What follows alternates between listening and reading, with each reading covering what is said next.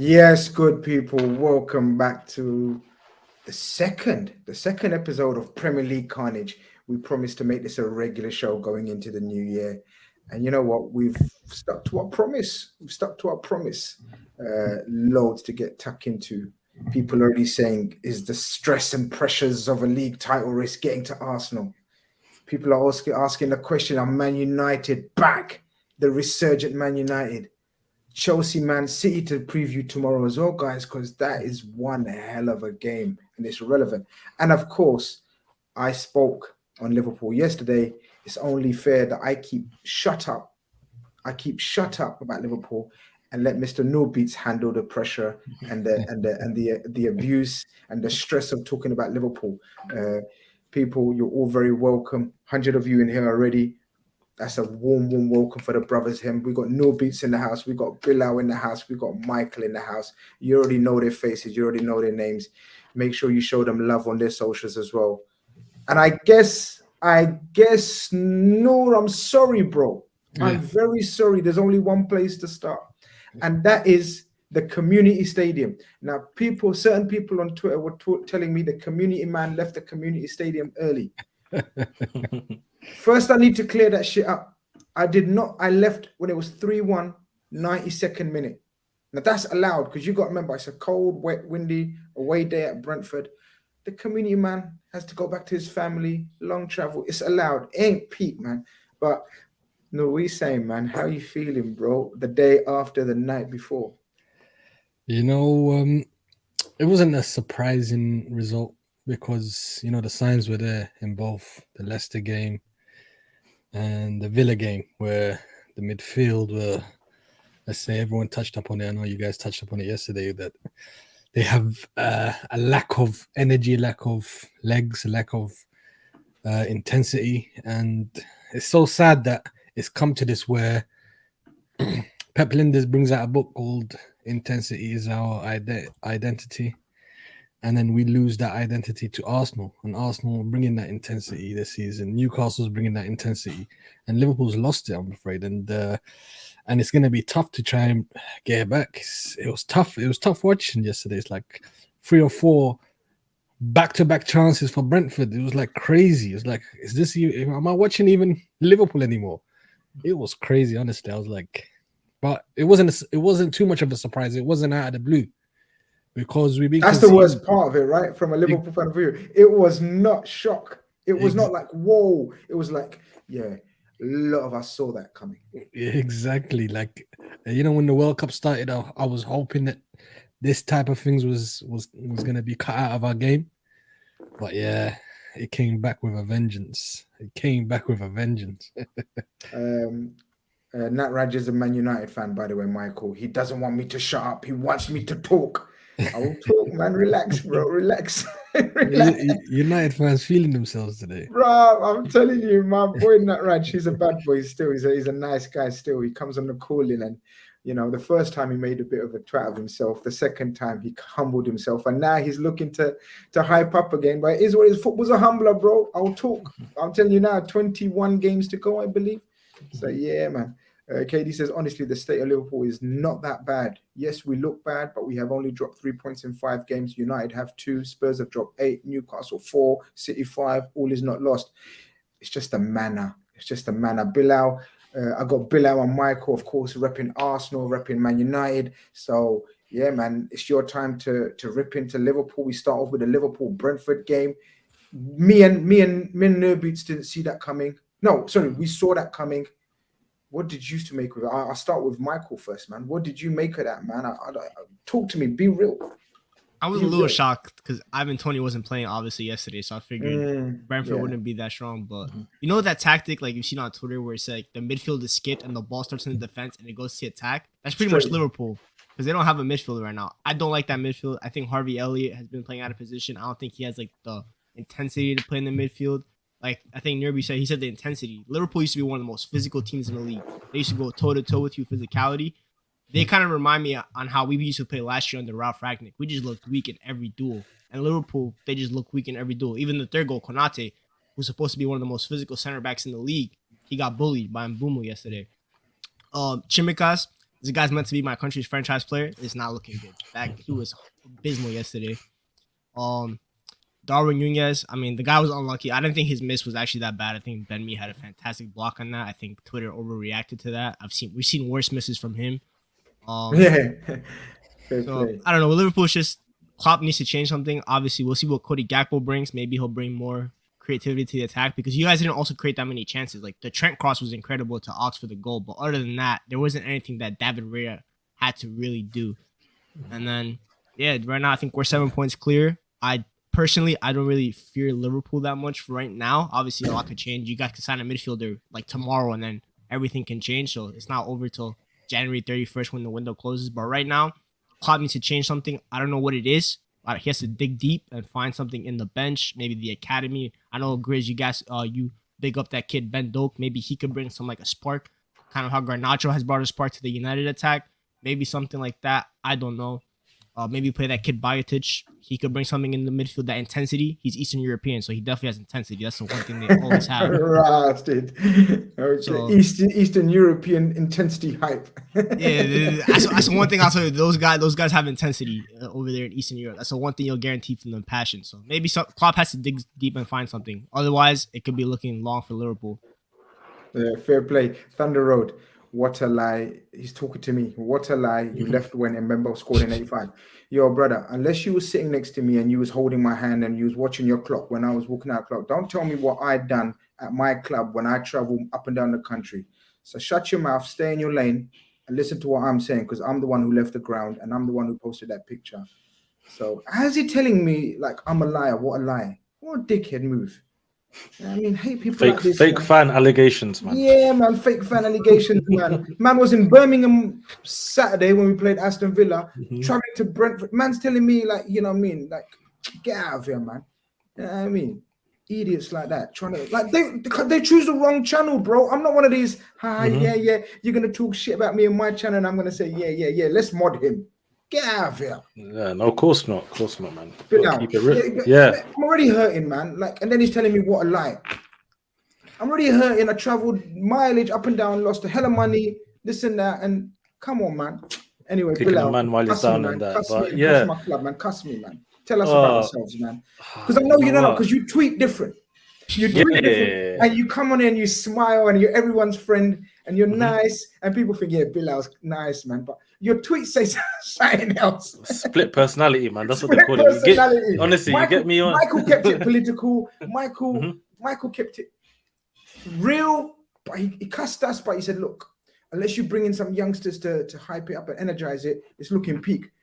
Null told it how me and Null told it. What are you saying? Yeah, no, 100%. You know, when it comes to Twitter, it's not the place for serious convos. That's the place for jokes and agendas. That's it, you know? So honestly, that's the way I use the app. I'm not a serious guy on that app, so don't take me too seriously on there. But when we're on here and we're talking football, we talk that real, and that's the difference. So honestly, that game, Brentford, Liverpool, man, I've never seen VAR so involved in a game to start with. But Thomas Frank, we'll talk about Liverpool. We've been talking about all of their downfall. Yeah, good, fair play. Yeah, Thomas Frank, what a manager. Every single game since they came up to the Premier League, they bumped Arsenal in that first game, that 2-0. And ever since, man, they've been rolling. And yesterday we're looking at it thinking Ivan Toney's not in the team. What's going to happen here? How they're going to score the goals? They got this Wissa guy who's a bit, you know, he's got that excitability factor, similar to a Darwin Núñez, where the guy seems to always be one step too quick in terms of what he wants to do. If he could hold himself back just a little bit, maybe we could see him actually develop into a really scary player. Him next to Mbeumo.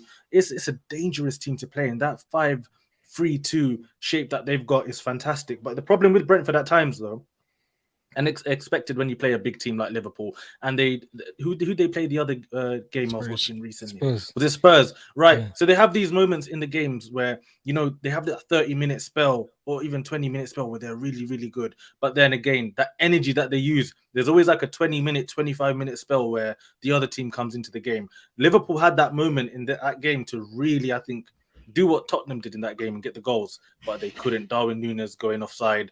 And it's a good finish, but offside again, you know. I heard it was close. It was close. I've only seen it once. He just wait a minute. He just wait a little bit. He would have been fine. But with Thomas Frank and everything that they're doing there, man, it's fantastic. I honestly thought at one point he would have gone to like the Danish national team or something, but he signed that new deal, you know, with Brentford, I think until 2027, and things are just looking good there. They've got good talent ID. Even the story about how the clubs come up, and you know, I think the guy, to be fair to him, I don't promote gambling, haram, but the guy who owns a club, right? I think he was a gambler type figure, you know, and then he's gone into stats and all of this sort of stuff. And then he knows his business. Yeah, like it's all a bit mad the way he's done it. So big up Brentford. These teams, Brentford, Brighton in the league right now, for me are just a joy to watch. So yeah, big them up. On the Liverpool front, it comes back to it, man. When we said that Nunes is signed for Liverpool and then Gakpo signed for Liverpool, it's become very top heavy. I think on one of the shows was they calling, I said like, it's like you're playing three strikers. The Trents and the Simicas or the Robertsons are going to become so crucial in this team, because that midfield, we're going to keep it real. They're not going to offer too much in terms of creativity and all that. I know Thiago can try, but when you're getting overrun in that middle of the park, you can't really show your best qualities. So on that front, Liverpool need to improve, and it's only going to improve, to be honest, right, through signings. And you need a midfielder. You need a buddy. It's not an option you have in that club right now. You know, you need someone to come in there, be that presence, because as we saw today, when we talk about Newcastle and Arsenal and all of this, you need to fight in this Premier League. And Brentford are one of the best fighters in this league, man. 100%, Bilal. I think you summed it up nicely. You know, I'm not even going to lie. I've only had a chance to see highlights of it since I come back. Obviously, watching it live is completely different. They don't really always play the replays. But first and foremost, there's close to 300 of you. Stop what you're doing, guys. We're going to talk for an hour or so. So we got plenty of time to talk. You got plenty of time to listen. But stop what you're doing. Hit that like button, and then we can continue. We've got so much to get through. We're trying to whiz through the Liverpool bit, because I'm trying to just whiz through the Liverpool bit.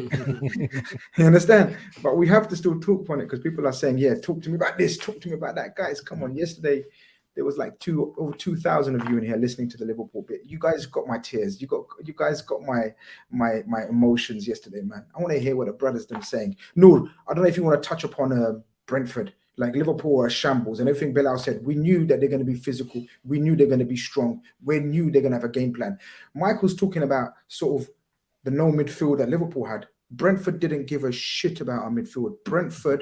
All Brentford were involved in, and you know what? I want to double check something, but there was like less than 3% possession they had in the middle of the field. They didn't care about the middle of the field. It was all about centre-backs, full-backs, and their wide man crossing. That's all they're interested. It's like, leave the empty, like it's pure leave the empty. We don't care.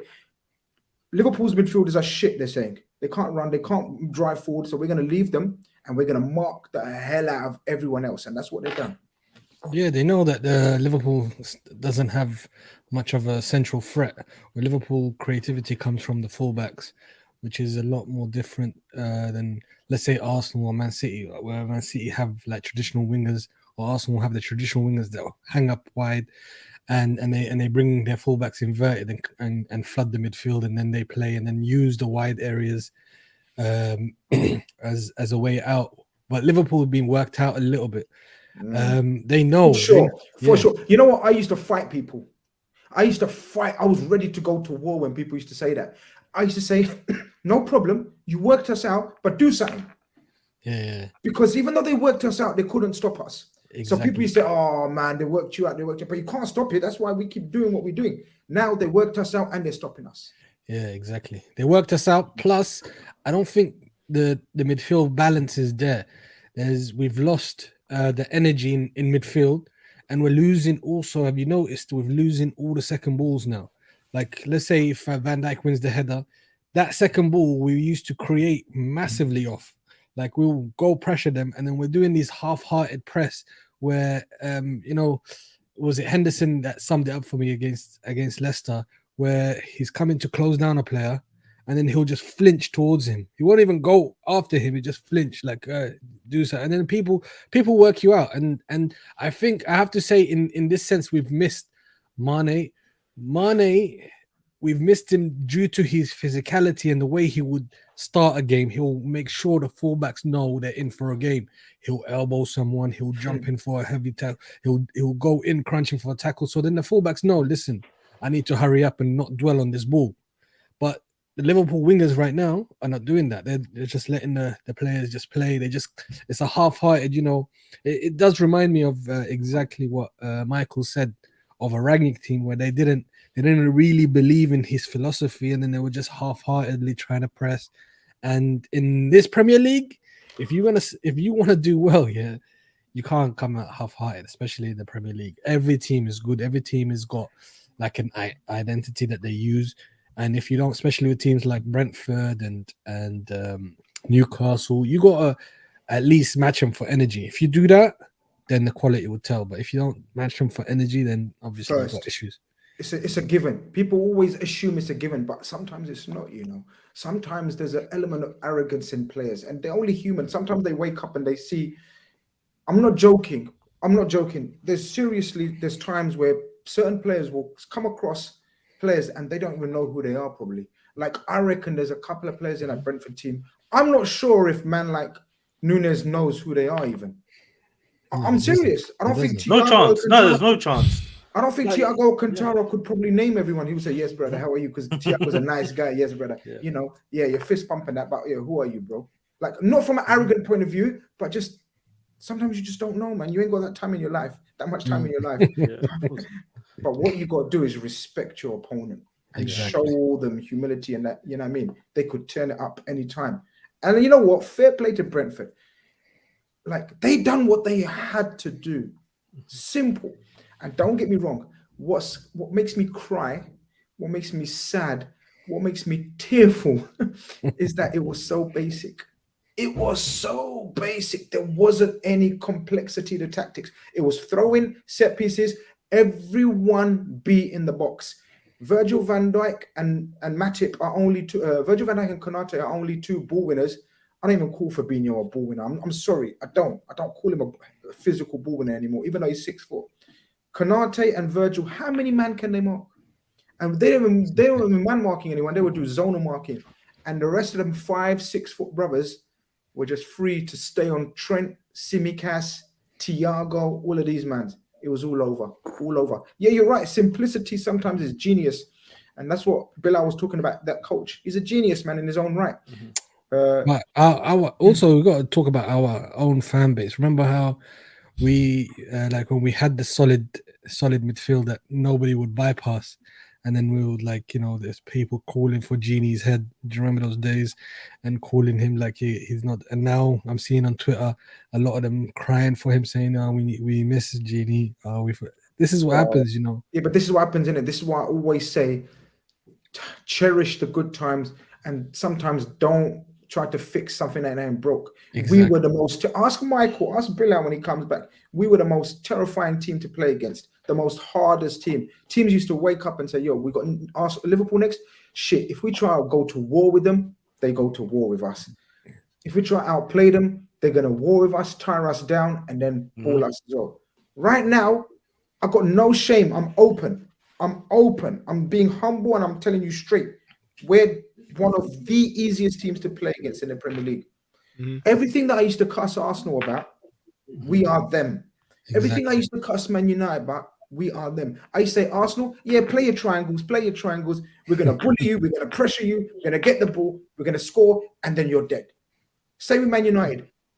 Man United, park the bus, try to play counter-attack football, but we're going to bury you. How much are you going to park the bus? And we used to bury, and that's what it was. It used to become a training session, 4-0, 4-1 with Man United players. Now we're easy to play against. We're a combination of the two. We've got no tactical discipline like the Man United team didn't know what they were doing, and we got the weak spine that Arsenal used to have in terms of no energy, no legs, no passion. But enough of them, man. Come on, man. We're done. It's my club. Like, show some humility in it, Grizz. Calm down about your club. We got United next, man. Michael, nice 3-0. I had 2-0 predicted in my Big Six prediction.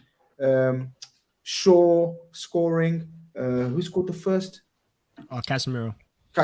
Yeah, we got plenty of chat about Casemiro in the building as well.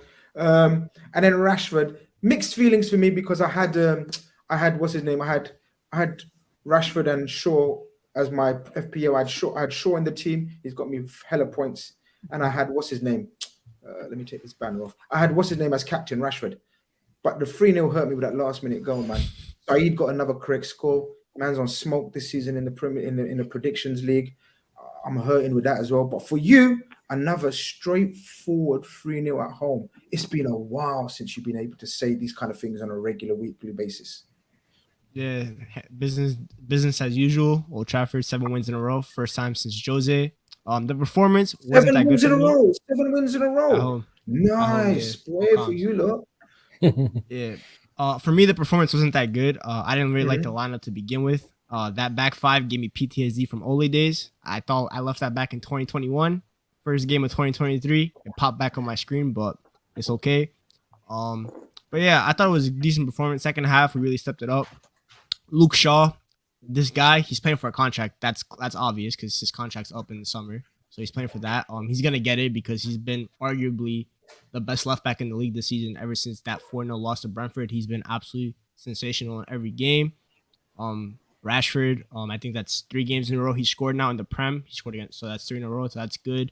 Ten Hag's changing my life right now. I'm seeing us score tap-ins. I haven't seen us score tap-ins since Robin Van Persie was at the club. It's been so long. Casemiro, like I said it last week, this guy's changed my life, rocked my world. He's done it again.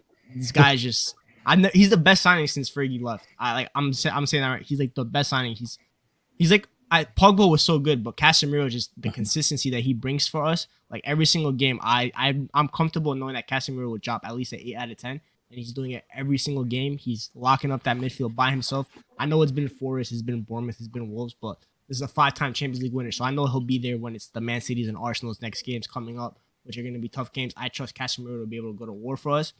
Rashford's done well. Bruno's done well. Prayers out to Donny van de Beek because I think he tore his ACL today. That injury did look very bad.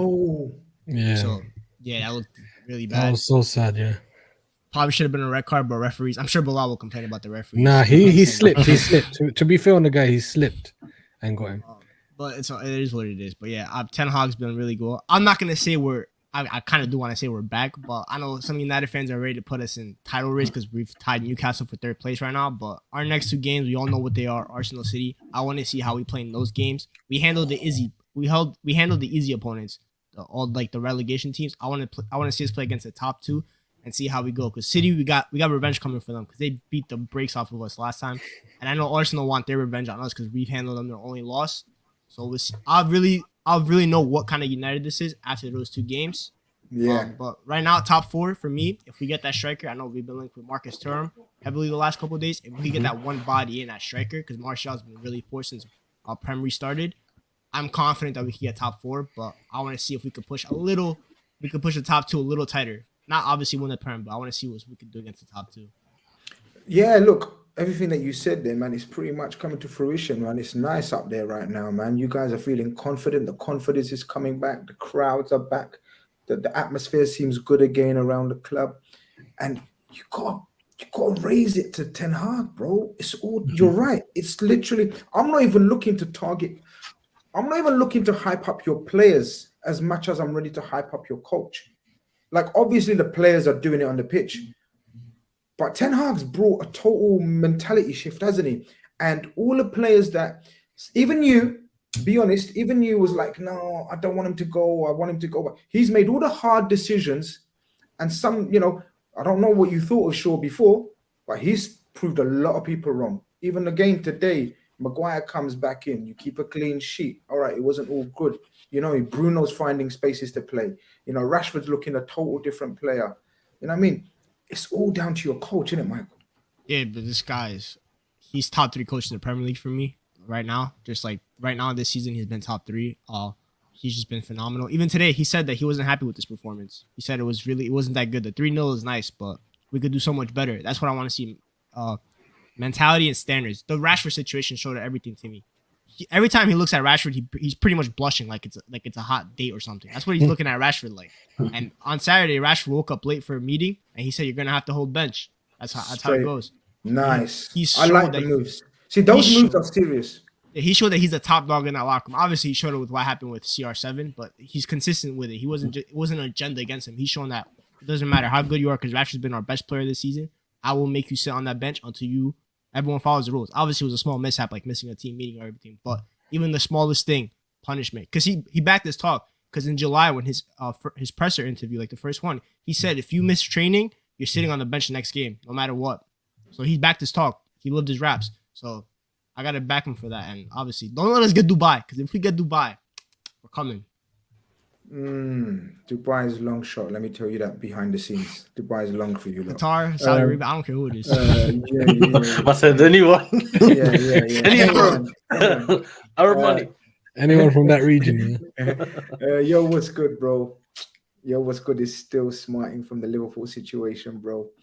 I know you want to talk on Liverpool and this and that, but I done a Liverpool chat yesterday, and Noor said his bit as well, bro. He says something about respect to you, always in the chat and supporting the channel. Big up yourself. He says sometimes I think Klopp is tactically inept. He makes simple things look difficult. Jude slipping away as we speak. Keep hope alive, bro. Keep hope alive. That's all I can say. Keep hope alive. Joseph sends a super chat. He says, watching a Thuram comp, I don't mind him as our striker at this point.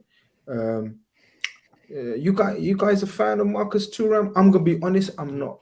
Now people are gonna start saying, "Oh man, Chris don't rate no one." I rate hella players, man. I just don't rate Marcus Thuram like that. I don't know. Do you want to He's a weird player. He's a weird player because I remember watching one Gladbach game before the break. I can't remember who they were playing against, and like he was a problem. Like his movement, his physicality, his pace, everything about him was mad. But then his finishing did let him down. I think he scored like 2 goals in that game, but he had so many chances.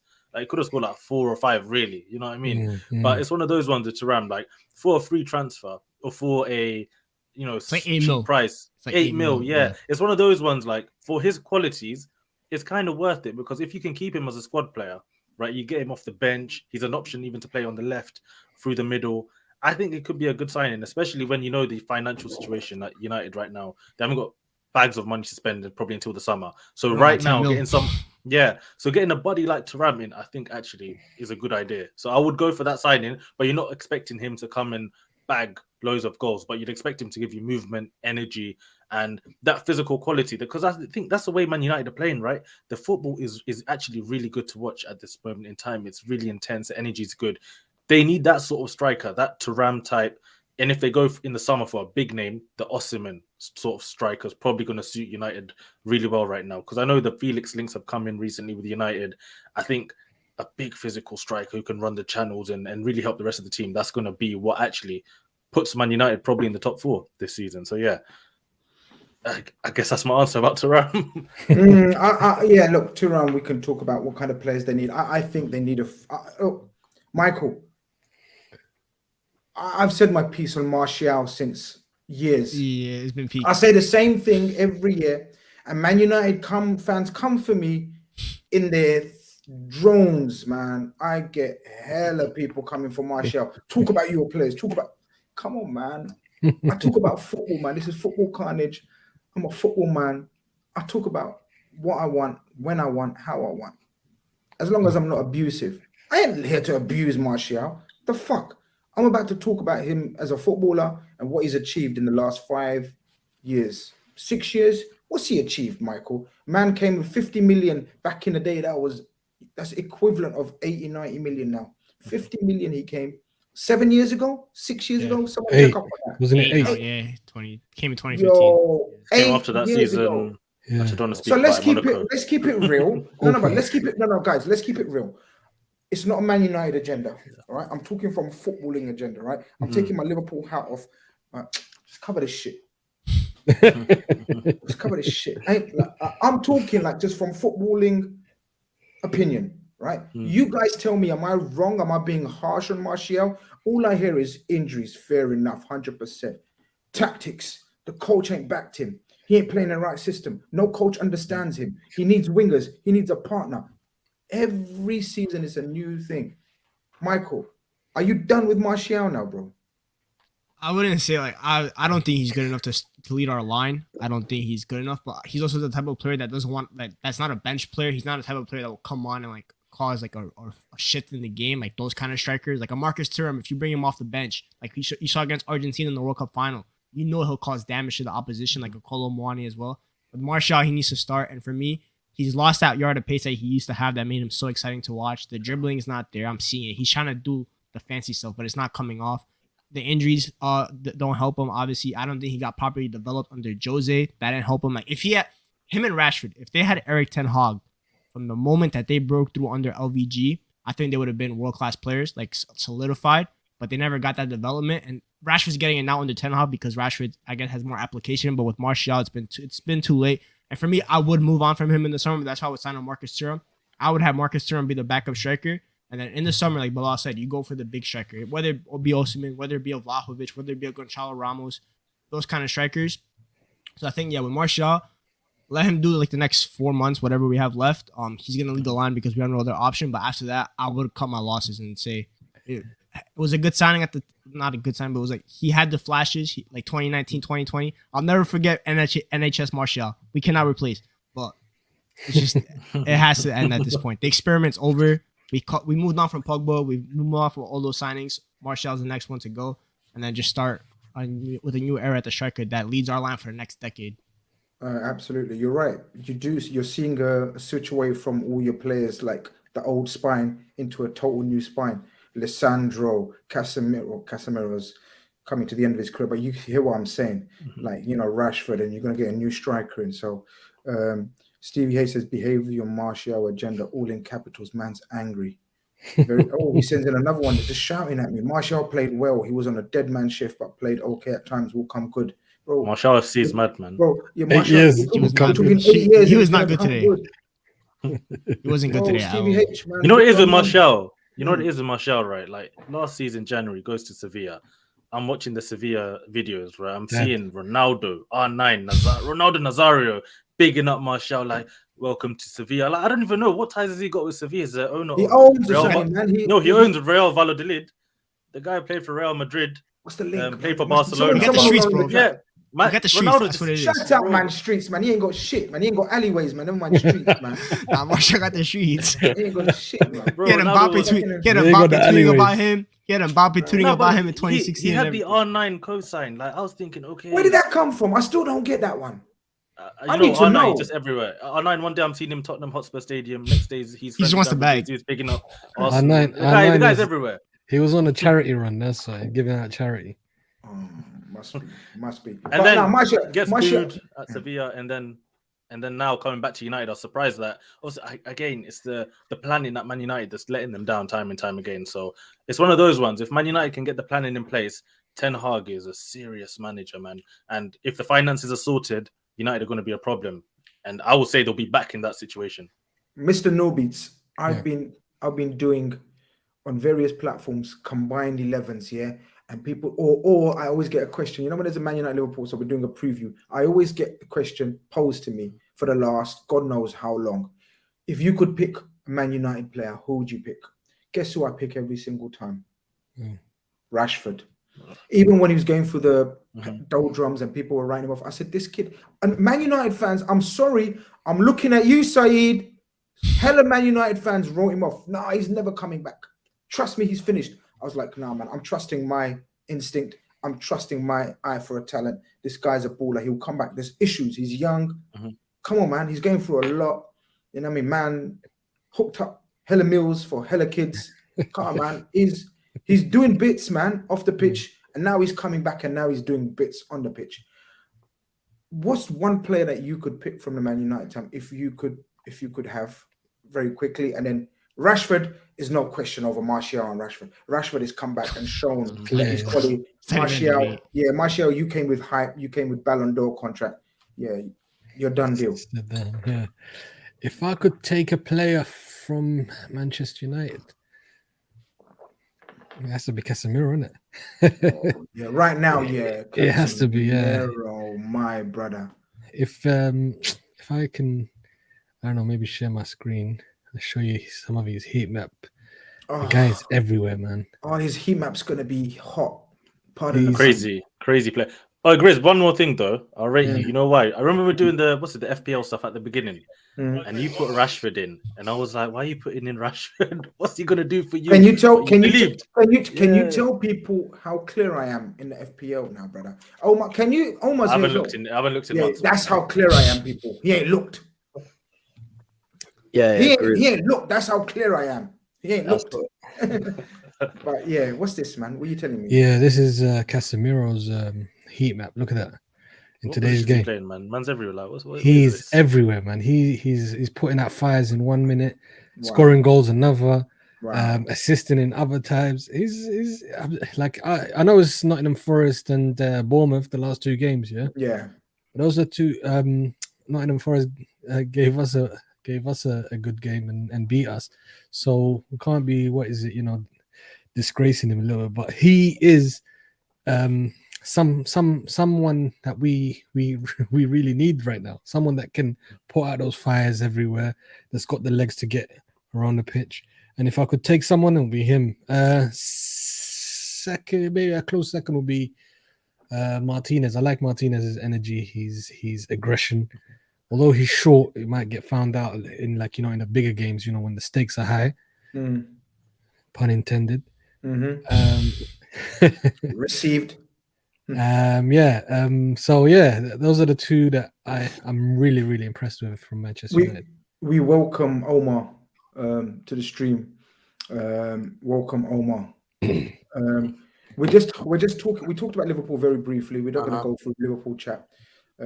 We're going to talk we're just on Man United chat, and we've got to the Casemiro stage, yeah. Now, I want you to come back with some calmer for the Man United fans that are getting carried away. Or unless you want to big them up, you can big them up, because Michael's bigged them up. We will big them up. But Michael's reminded us that the next 2 games are the serious games. This is where they're going to be tested against Man City away. Home. Man City home and Arsenal away in the next 2. And then who's the 3rd game? Do you know? I'll check right now. I think it's Palace or Leeds. One of the 2. There you go. Either way, Palace and Leeds are going to be stiff option. The next 2 games, next 3, Palace away. Home. Okay. Palace are a very good away team. Ohms, are Man United fans in their right? Of course, they're in their right. They could do what they want. But are they allowed to be in the element right now, or should they just relax until the next 3 games? I think they're fine. I think they're at a different stage to the likes of City and Arsenal. I mean, Arsenal are coming into the peak of their project now, and then City are City. So United are doing what they should be doing in the first season, which is beating the crap teams and sort of competing against the good teams. And we'll see. For me, United have got no pressure in these 2 games. They could lose them both. I like this. Like, there's literally no pressure. Like, they're not expected to win it. I do actually expect them to pick up points in one of the games, but like, which one? Oh, yeah, you know what I mean. I'm not gonna let you say get away. They have to get a point at least against City, because that we do. We need to get a point at home against City. Manchester Derby at home. Minimum, to get a point. Yeah, I think they but I think they get a point against City. I just think United have always been good against City anyway. So, like, when is the last time they beat you? Well, they beat you last season, but you have a better record than them, right? If I'm not mistaken. Yeah, we only had a game plan against them. Obviously, I don't think that City really tried against us sometimes. I thought, like, in the big moments, in the cup competitions, they smacked us around. But I do think that we can get a point against them. They've proven to be a little weak right now. So I think that we could trouble them. Arsenal away, though, that's not looking good. Can I tell, I'll come to you, Bilal. Casemiro was ball for Man City. The likes of Man City, the likes of Liverpool, the likes of this game is gonna this is what he's made of. It's gonna be a massive test for the next 2 games. And I think it's so exciting for the Premier League guys, because it's a wild season, Because if Man United win these games, suddenly they're in the picture. Let me not speak. No, I'm gonna keep it real. Suddenly they're in the picture, not of a title charge, so to speak, but they're in a definite comfort zone of the top 4. Yeah, no. If we win those 2 games, I'm telling you, I'm saying right now on YouTube, we're getting top 4 locked, guarantee. If we win those 2 games, it's a guarantee. Mr. Nurby's in the building. Mr. Nurby's in the building. Remember the minute.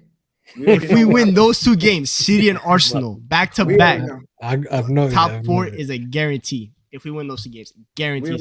We already know. Go on, what you gonna say, Holmes? There's no pressure on United here. I'd love to be United. Why? Because there's no expectation on them. It's their first season under Ten Hag. Like, even really, if he finishes 5th, everyone's just going to be like, oh, it's a sort of... Even after a start like this? well, let's go back to their actual start. What, you lost your first 3 games, right? Or first two, and everyone was like, "Oh, Ten Hag's crap." The same thing happened to Arteta last season. So, like, it's a long season. We're not even halfway through it, but if I was a United fan, United are in their sort of happy, good days, honeymoon phase. Honeymoon phase. Where Rashford's scoring, it's fluid counterattacks, whatever. We'll see when they have to start competing for stuff. They're not the complete article. And look, Casemiro is not getting any younger. So is he going to be performing like this when you need him to perform like this in 2-3 years' time? Who knows? But yeah, he's doing a job for you, and fair play. Like Grizz, you said, he's built for these games. He made his name by pocketing Messi in an El Clasico. So look, Wow. he could definitely do that to someone like De Bruyne, or I don't know, who Arsenal got. Crybabies. Odegaard, man, what are you saying? But we're gonna come to that. How you throwing bait to Bilal already? Like, Bilal's taking a sip of water. He's coming for you, bro. Round 2, coming soon. Relax. That round 1 little bait there. You know, guys, let's get to 200 likes ASAP first and foremost. There's 350 in here. Come on, man. The ratio should be 200 right now, and I'm happy with that. People are listening to you, bro, and they're saying, Michael, you need a humbler, bro. You know what I mean? I'm saying if we win, we're not winning those 2 games. That's why I know. That's why I'm saying this, because I know we're not winning those 2. There's no chance we're winning those 2 games. That's why I'm saying. Why are you bottling it for? You're bottling it now. Come, you changed the narrative now. No, I still think we're getting top 4 though. I still think that we're getting top 4. But I just think that if we win those 2 games, I don't see us bottling it from there. Obviously, we can still bottle it, but I still think that right now we're a top 4 team in this country. I'd say top 3, honestly. I still think we play better football than Newcastle. I just think they're more robust than us in terms of defensively. I guess it's a perfect segue then. The master of segues has struck again. Let's do this. Arsenal, Newcastle next. The only one person to come to first. Let me put it to you this way, Bilal. Would you have taken a draw at the start? Because you was hella confident. But looking at the game, I didn't see you guys create that much. I thought you had a good 15-minute start. You, as I said this before, you remind me of Liverpool a lot, of the first Klopp team. Pace, energy, 2 brilliant one-on-one centre-backs, one percentage fullback, 1 creative fullback, a facilitator as a number 9, a commanding DM in Partey, and 2 outstanding wide forwards. Reminds you of some team there. But look, fair play to Arteta and fair play to Eddie Howe. How you feeling after that 0-0 draw at home? That was the most heated I've been watching an Arsenal game, I think, this year. Oh, right? You felt the Newcastle tactics, right? So when you were telling us, when Arsenal fans were telling us, Liverpool crying about the new, now you feel it. Now I know. Before this, right, if you go check any of our videos, right, we talk about Newcastle. I'm like, yeah, man, Newcastle, they've got a thing going. I'm liking the way they're playing. I don't like it anymore. That's all I have to say. I don't like it anymore. But honestly, right, watching that game, it was a I can't call that a good game of football, but it was physical, it was entertaining. In that first 10-15 minutes, we should have definitely scored as Arsenal. No, I think we should have got a goal in that phase of play. And normally we've been scoring, and especially in the big games, we're scoring fast. The game against Liverpool scored, I think, in the first attack. The other day against Brighton, first attack, bang.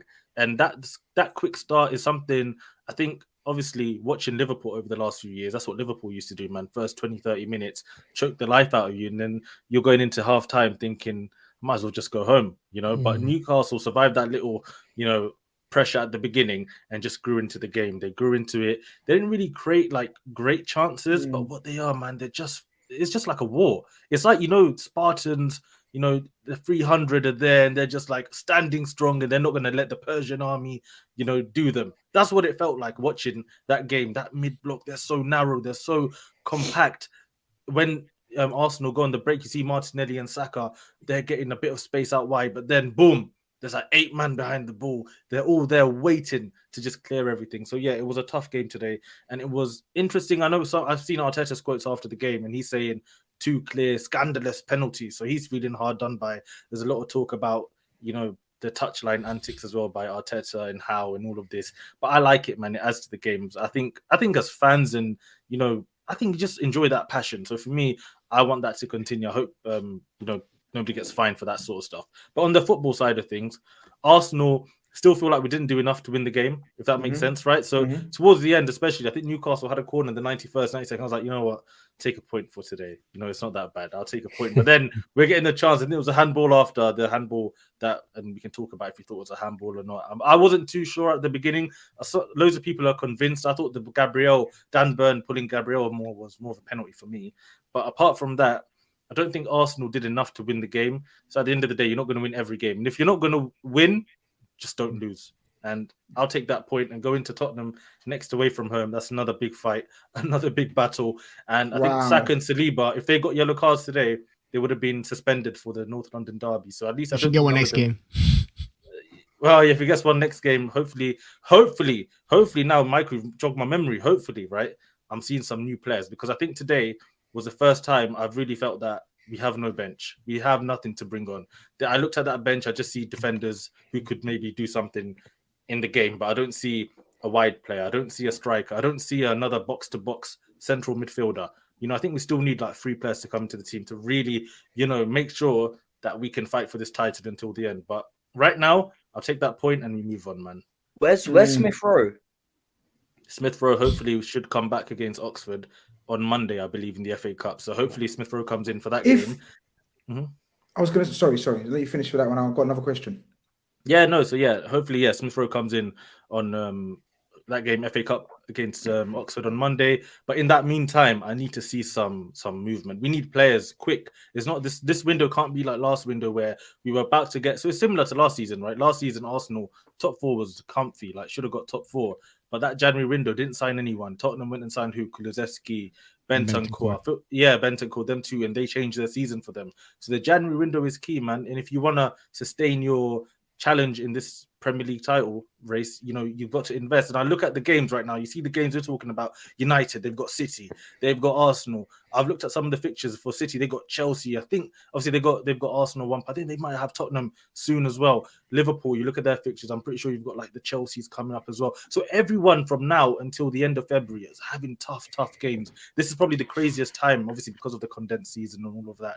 But yeah, Grizz, I don't know what you were going to ask me in terms of. I was going to say, you know, you're talking about I know you was talking about the possible suspensions for who is it, Saliba and Saka. So if they both who you got in the cup? Oxford on the weekend. Oxford, why didn't they get a yellow card and miss that? I think they changed the rules. This is the thing. I think they changed the rules because I read something about this. It said like if you do get a yellow, it's not going to count for the cup game, and that's why I think, you know, this talk of the cards would have come into play. Otherwise, people would have said, just get a yellow today. Miss that game in the FA Cup, and then you know why I'm thinking that, because I saw someone, you know, you see golden tweets and people tweets that people talk about Jose Mourinho and whatnot, and they're showing the where he got Ramos and Xabi Alonso get them yellow cards so they didn't get suspended for the latter stages. Genius. That's a genius right there. But I wanted to bring your attention. You know, we spoke about Casemiro, people. Mr. Nurbis. I want you to talk about this guy because he's a guy that's proved me wrong. I love when footballers, you know what I mean, humble me, because I didn't think about this guy ever. Yeah. I thought this guy is a serious flop up front. But then I don't know if there's any Newcastle fans in the chat. Let us know if so. But I don't know. I want to know was it Eddie Howe that converted him into midfield? If it was Eddie Howe, I salute you, brother, because this guy was and has been an absolute beast in midfield. Yeah, massive beast, man. Like I don't think he was wrong. He was a flop up front. However, for the foresight of Eddie Howe to see that some of the qualities that he can probably utilize and put him in midfield and make him a box-to-box midfielder is crazy. And he uses some of the attacking skills that he learned up front to be calm on the ball when he's in attacking phases as well. So he gives Newcastle, like today, he shouldn't have got that yellow, and because he got the ball, he didn't foul Saka, he got the ball.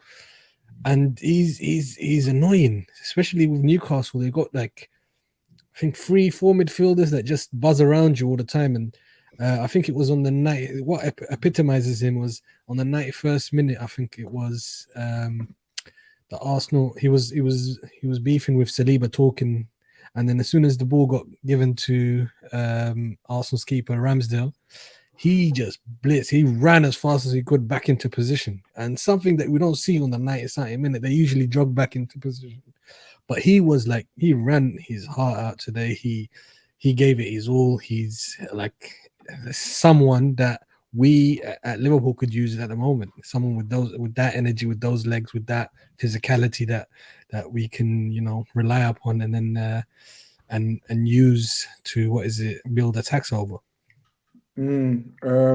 Michael, you want to speak on Joe Linton? Yeah.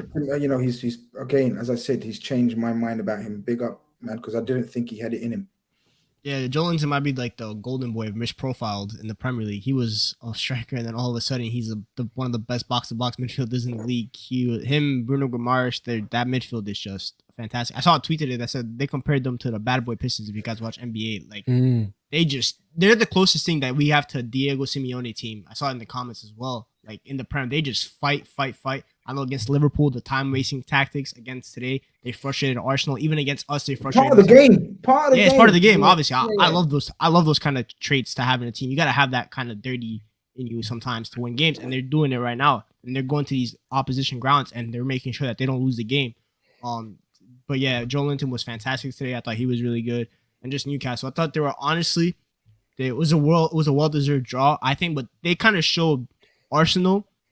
Right now, it looks like Arsenal maybe not be able to handle teams going physical with them, like in terms of like making the game like a dog fight. Like Newcastle got into their heads. Arteta, like he got rattled on the sideline. We saw like he was ready to fight Eddie Howe. That's what it looked like.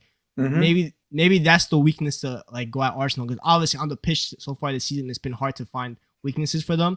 So maybe you have to make it a mentality and a mental thing to beat them. Maybe that's what I kind of took away from this game in terms of Arsenal. They looked a little rattled today. Odegaard was like flapping hands every 2 seconds. The wingers looked rattled because like Bala said, the first 20 minutes Arsenal were fantastic. They looked like they were ready to win the game. And Arsenal this season, what they've shown to me is the first 20 minutes of each half, if you can handle that pressure from Arsenal, you're going to have a good game against them. But we saw it against Brighton. They scored a minute in. They always like to score within like the first 5 minutes of games. They're one of the best quick starters in the league. But after that, Newcastle, I think I saw Trippier round up the whole team after a stoppage in play, and he told them like what to do. And from then on, they were physical. They were going into tackles right away. Arsenal couldn't go on the counter.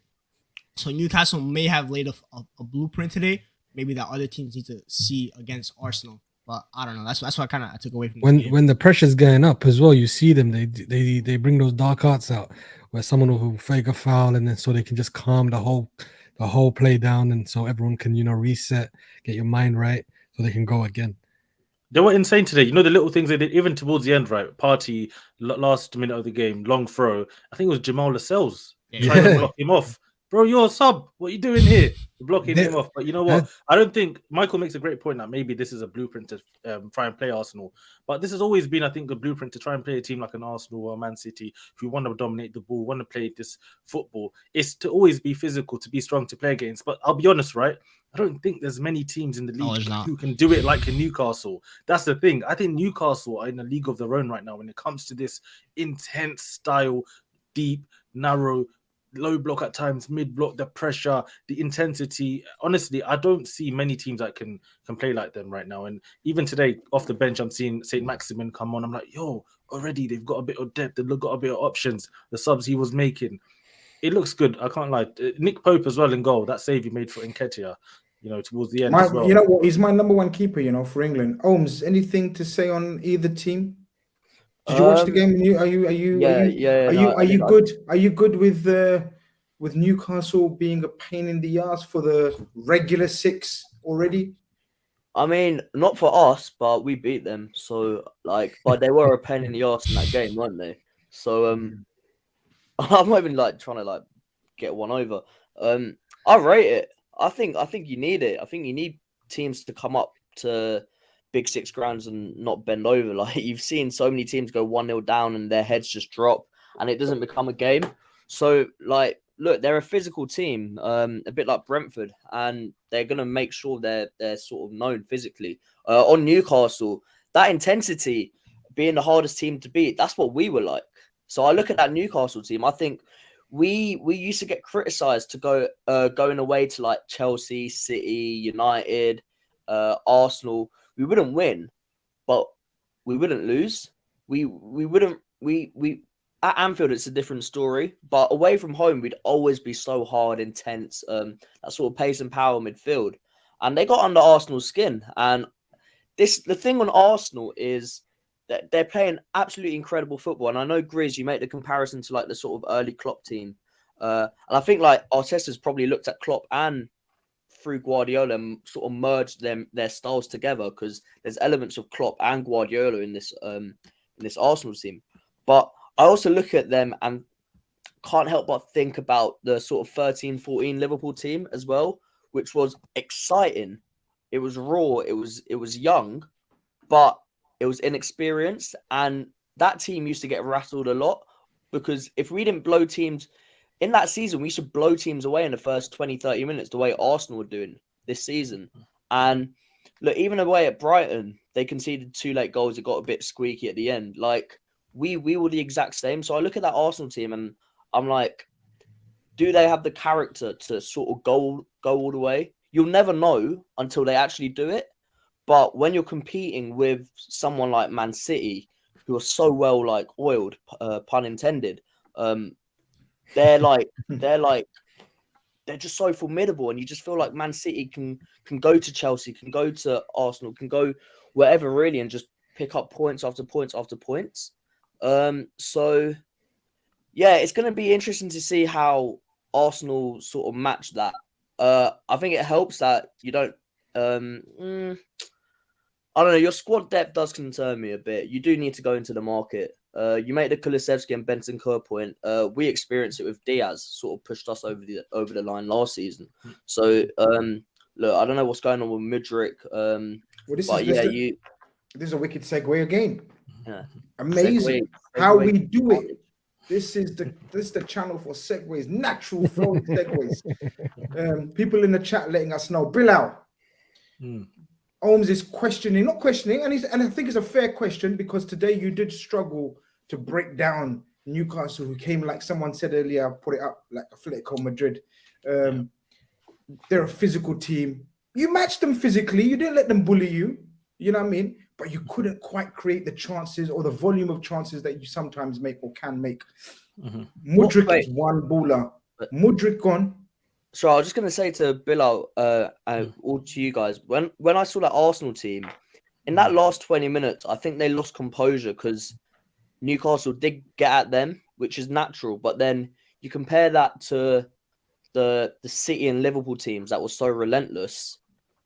No matter how many times teams tried to get underneath their skin, they maintain composure and sort of patience right until the end, which is why they scored so many goals at the end. And people used to be like, oh, Man City are so lucky, Liverpool are so lucky for scoring it at the end. But it's because they just stayed focused on the goal of scoring that one goal that gets them over the line, which I feel like Arsenal need those moments. They need those sort of, I know it's nice going 2-3-0 up, but sometimes in a season, you need those moments where you score the last minute winners to just sort of make you believe that you can keep on going and going. To be honest, I feel like we didn't lose our heads completely. I feel like Xhaka, Party, Odegaard even had... Odegaard was more like getting tackled a lot harder than obviously the rest of them. I felt like we did okay in terms of controlling the way we were actually maneuvering and behaving on the pitch. It was just the fact that we was really struggling to break them down, and the way Newcastle was setting up. It wasn't just the little sly going on the floor, holding your head in your hands, for little things and stopping the play here and there. It wasn't that. It was more, we really couldn't just break them down. And I think today was a day, and I Arsenal fans, some might kill me for saying this, right? Granit Xhaka actually had a good game, and I'm not even saying nothing about him. He had a good game. But you see, the thing with Granit Xhaka, it's that last moment when you're playing that left centre mid, you're meant to be the guy in the midfield who's probably going to score the most goals, I would say, in that position, right? And it's just those final moments. I'm like, if that was somebody else who had a bit more quality. So is there an element then? In that case, is there an element that when you're going in these games and you're coming up to the last quarter of a game, sometimes, and does the Arsenal fan base, because because Klopp used to do this, and you just put on the extra striker or extra attacker, and then go with 2 in midfield. Maybe just leave Partey and Odegaard 2 in midfield and bring on that extra attacker. Do you sometimes do that? Or do you feel, no, Well, you can't really risk that right now? This season, not so much, right? But last season, Arteta did do that. If you think about the games Arsenal-Wolves last season, last-minute goal, I think we went to like a 3 at the back. I think Saka went right wing back. I think Pepe came on in Ketia. Everything was just nuts. You know, we went all out attacking that game and got the goal towards the end. Arteta is flexible tactically, 100%. He's been more flexible in the past than now. And the reason for that is now he's got his system. He's got his players. Zinchenko today was fantastic, right, in that position. I'm very happy to see him get 90 minutes on the pitch. Tomiyasu, of course, came on for Ben White in the end as well. Things are looking okay, but the squad depth is definitely a problem. And when you listen to the David Ornsteins, of course, I think one of the most reliable journalists in football, even, you know, talking about how Arsenal looking for 2 forwards, the Felix type, if he can get him on loan, and the Mudryk, who seems to be, who knows what Shakhtar won. I don't know. To be honest, I'm not in that room. It seems frustrating negotiating with Shakhtar. But Arsenal do need 2 forwards, and it seems like the club want those 2 forwards. But I also do think we need another midfield body. You get those 3 players, and then with the Smith Rowe coming in as well, I'm more than comfortable now. But right now, it does feel light. It does feel like we need to survive until Jesus comes back, Smith Rowe, and da-da-da. But yeah, at the end of the day, this January transfer window, these games coming up as well, the Tottenham, the Man United, it's thick and fast, man. It feels like the crunch time already. You know, it feels like it's not April. It feels like talking now. Well, Michael's telling us that even though they're in a good run of form and they're coming up nicely right now, they got Man City and Arsenal next. You guys obviously got Man United and Spurs next as your next 2. Bro, I don't even know what to say. Now it's getting real deep. But it looks like even though people are telling me Chelsea are coming in for Mudryk, it looks like Mudryk wants Arsenal. Arsenal want Mudryk. Chelsea just being that annoying little idiot club that just throwing money and like trying to get, you know what I mean? I was going to say something crude and rude. You know what I mean? I don't even want to say, man. They just, you know what I mean? That's what they do, innit? But like negotiations are going in the right direction. As Chelsea look to beat Arsenal to the signing of the winger, talks will continue with Sporting Director Dario Serna in London. I think it's Mudryk. I think it's Arsenal. How you feeling about Mudryk and Arsenal? Well, I just saw David Ornstein apparently just said now Chelsea are just monitoring. But anyway, going with the Chelsea thing, it's the same thing with the happened Rafinha last summer. And especially when you know Todd Bowley's got this stupid amount of money and he's willing to spend stupid amounts. There's not much negotiation happening when you're talking to Chelsea. Chelsea negotiations probably go like this. I want your player. How much? 200 million. There you go. Done. You know, and I think that's what Shakhtar are looking for. They're looking for a Chelsea to come in 90 million, 100 million. And then at that point, Arsenal probably walk away from that deal. If Chelsea do that, definitely probably walk away from that deal. But from what I can see, that Mudryk obviously wants to come to the club. And then when a player wants to come to the club, we've seen it with the likes of Darwin Núñez. United were interested last season to sign Núñez at United, but Darwin saw Liverpool coming in, and the money factor ends up becoming in the favour of the team who are now buying. And I think Arsenal in that position of power right now in terms of this deal. It's just about Shakhtar literally just crumbling, you know, in terms of just accepting the deal. It's a good deal. I think £62 million. It's not like we're offering them 5. I was gonna say it's not crumbling. I think they're gonna get what they want, and Arsenal are gonna get what they want. Mr. Nerdbeats, A, Mudryk, know much about it, and B, the other player that's on the agenda of Man United, Chelsea, Arsenal, Felix. Should more clubs be in for Felix? What's your thoughts on Felix? Would he suit the Premier League, and which club? Felix, you know, he's very, very talented attacker. However, I get, you know, you look at him and you look at the demeanor, the attitude.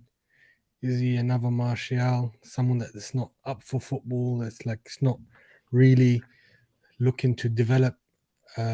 I don't know. It doesn't look like a happy chap to me. Every time I see him play, he's on the... Yeah, but that's the Simeone factor, surely. He's drained enjoyment out of him. Maybe. That's why I'm giving him like... That football terrorist Simeone, man, surely, right? Exactly. I don't know. Maybe that's he's not enjoying his football over there. However, that like it's just that little inkling feeling, is it? Because I like to see players that are, you know, everyone knows, you know, when you play football, you want other players you can bounce off off of and have the same energy and have high energy where you want to, you're all pulling in the same direction. And is he a luxury player? Is he going to do the hard graphs? I don't know, but if they can get him to do that stuff, yeah. Like I wanted him to be a Firmino replacement, but Firmino gives you that graft. He gives you that the energy, the running, the selflessness. He does it all, and yet to see João Felix produce that. I'm okay, Michael. Over to you then. Felix is definitely on the market. Definitely Premier Leagues are probably the only ones that can afford him right now, guys. I don't know.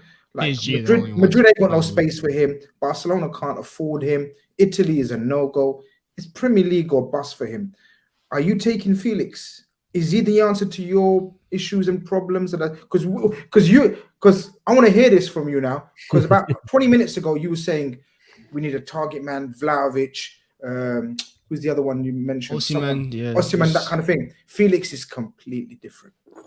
Yeah, I think with Felix is obviously I would take him because we need a body. That's the first priority. Obviously, I would rather have a target man, but we need a body, and Felix are one of the most talented players, like in terms of just like ceiling wise. Obviously, that was 3 years ago. We'll see what happens now. But first of all, I think Atletico are demanding too much. I would not pay 20 million for a 4-month loan. I think that's absolutely egregious, to be honest, for someone that I think for me personally, he fits Arsenal more than us because Arteta, I think, has an actual plan for him. Like he has a place to fit him. I don't think Ten Hag, based on what I've seen with Ten Hag strikers before Martial, Ajax, he always had that tall striker. He had the Huntelaar, the Dolberg, Sebastian Aller.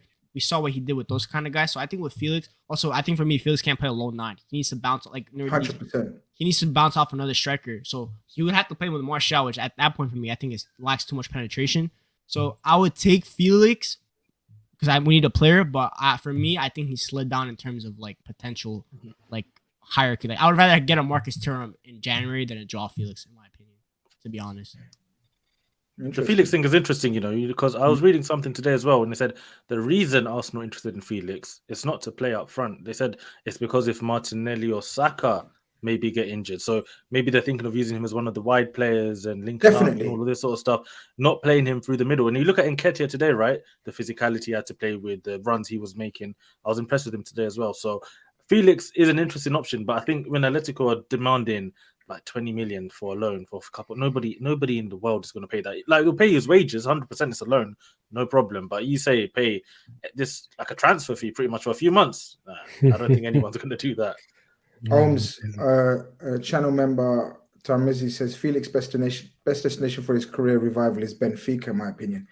Felix is not Benfica's level. With all due respect to Benfica. Well, they're playing incredible football this year. Well, they are, but he's wasted his time at Benfica. No, let me start that again before Benfica fans, ultras come for me and find out where I live, my IP address, where I work, where my children go to school, all that kind of business. I don't need that heat.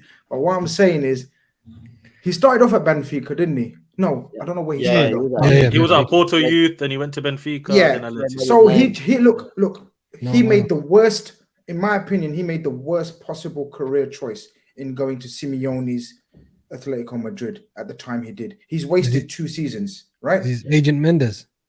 Yeah. Is he Agent Mendes? Yeah. Also, he's getting Wolves. 80% of Portuguese players. Also, he's getting, so that's him at Wolves then. He should go PSG, in my opinion. I think that's the best spot for him. No. Nah, I don't think it is, honestly. He ain't got time to be undercard to all them brothers over there, man. This guy needs a move where he's the main Neymar's leaving. So they need another player.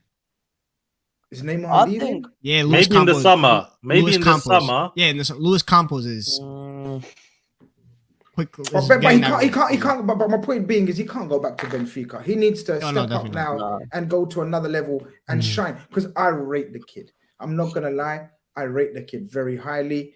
We were interested in him from Benfica days, but we got blitzed. We were ready to pay 60 million. They came in with 100 million euros. Bob's your uncle, all over. You know what I mean? We don't mess with that. But would you consider him at Liverpool, for example? I'm just saying, I'm thinking if we didn't get Gakpo, I'd have been probably all over it as sort of Firmino's replacement. I actually feel like if you're going to learn something under Simeone, it is sort of running and intensity. We know he's got the touch and technique. So I think he would have been a pretty good replacement for me, and I think we could have bedded him into that role. But right now, don't talk to me about buying attackers. Don't talk to me about buying defenders. Just talk to me about buying midfielders, because we all know we need to shop there. Like, yeah. But yeah, I'm trying to think where you could go. Like Real Madrid, Newcastle. Newcastle. Yeah, great shout. that's a good shot, honestly. That's an unreal shout. It's not though, because the thing is with Newcastle now, with Saint Maximin there, with Almiron there, Isaac's coming back with Isak, however you want to say it. They need someone else. Yeah, but that's it. No. See. Now you're going into, with all due respect, yeah, you've mentioned good players so far, okay? And we know they play a 4-3-3 pretty much, flexible 4-4-2 sometimes. And sometimes they bring in Almiron behind Callum Wilson or Joe Linton sometimes. You've just mentioned that now you're about to get into Jacob Ramsey. Not Jacob Ramsey. No, Jacob Murphy. That guy is Jacob Murphy. Yeah, might be pound for pound the worst footballer in the Premier League. So, but this is my point.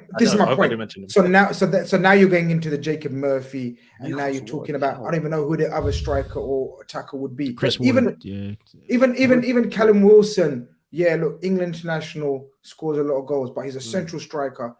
You know, Isaac is brought to be their number one.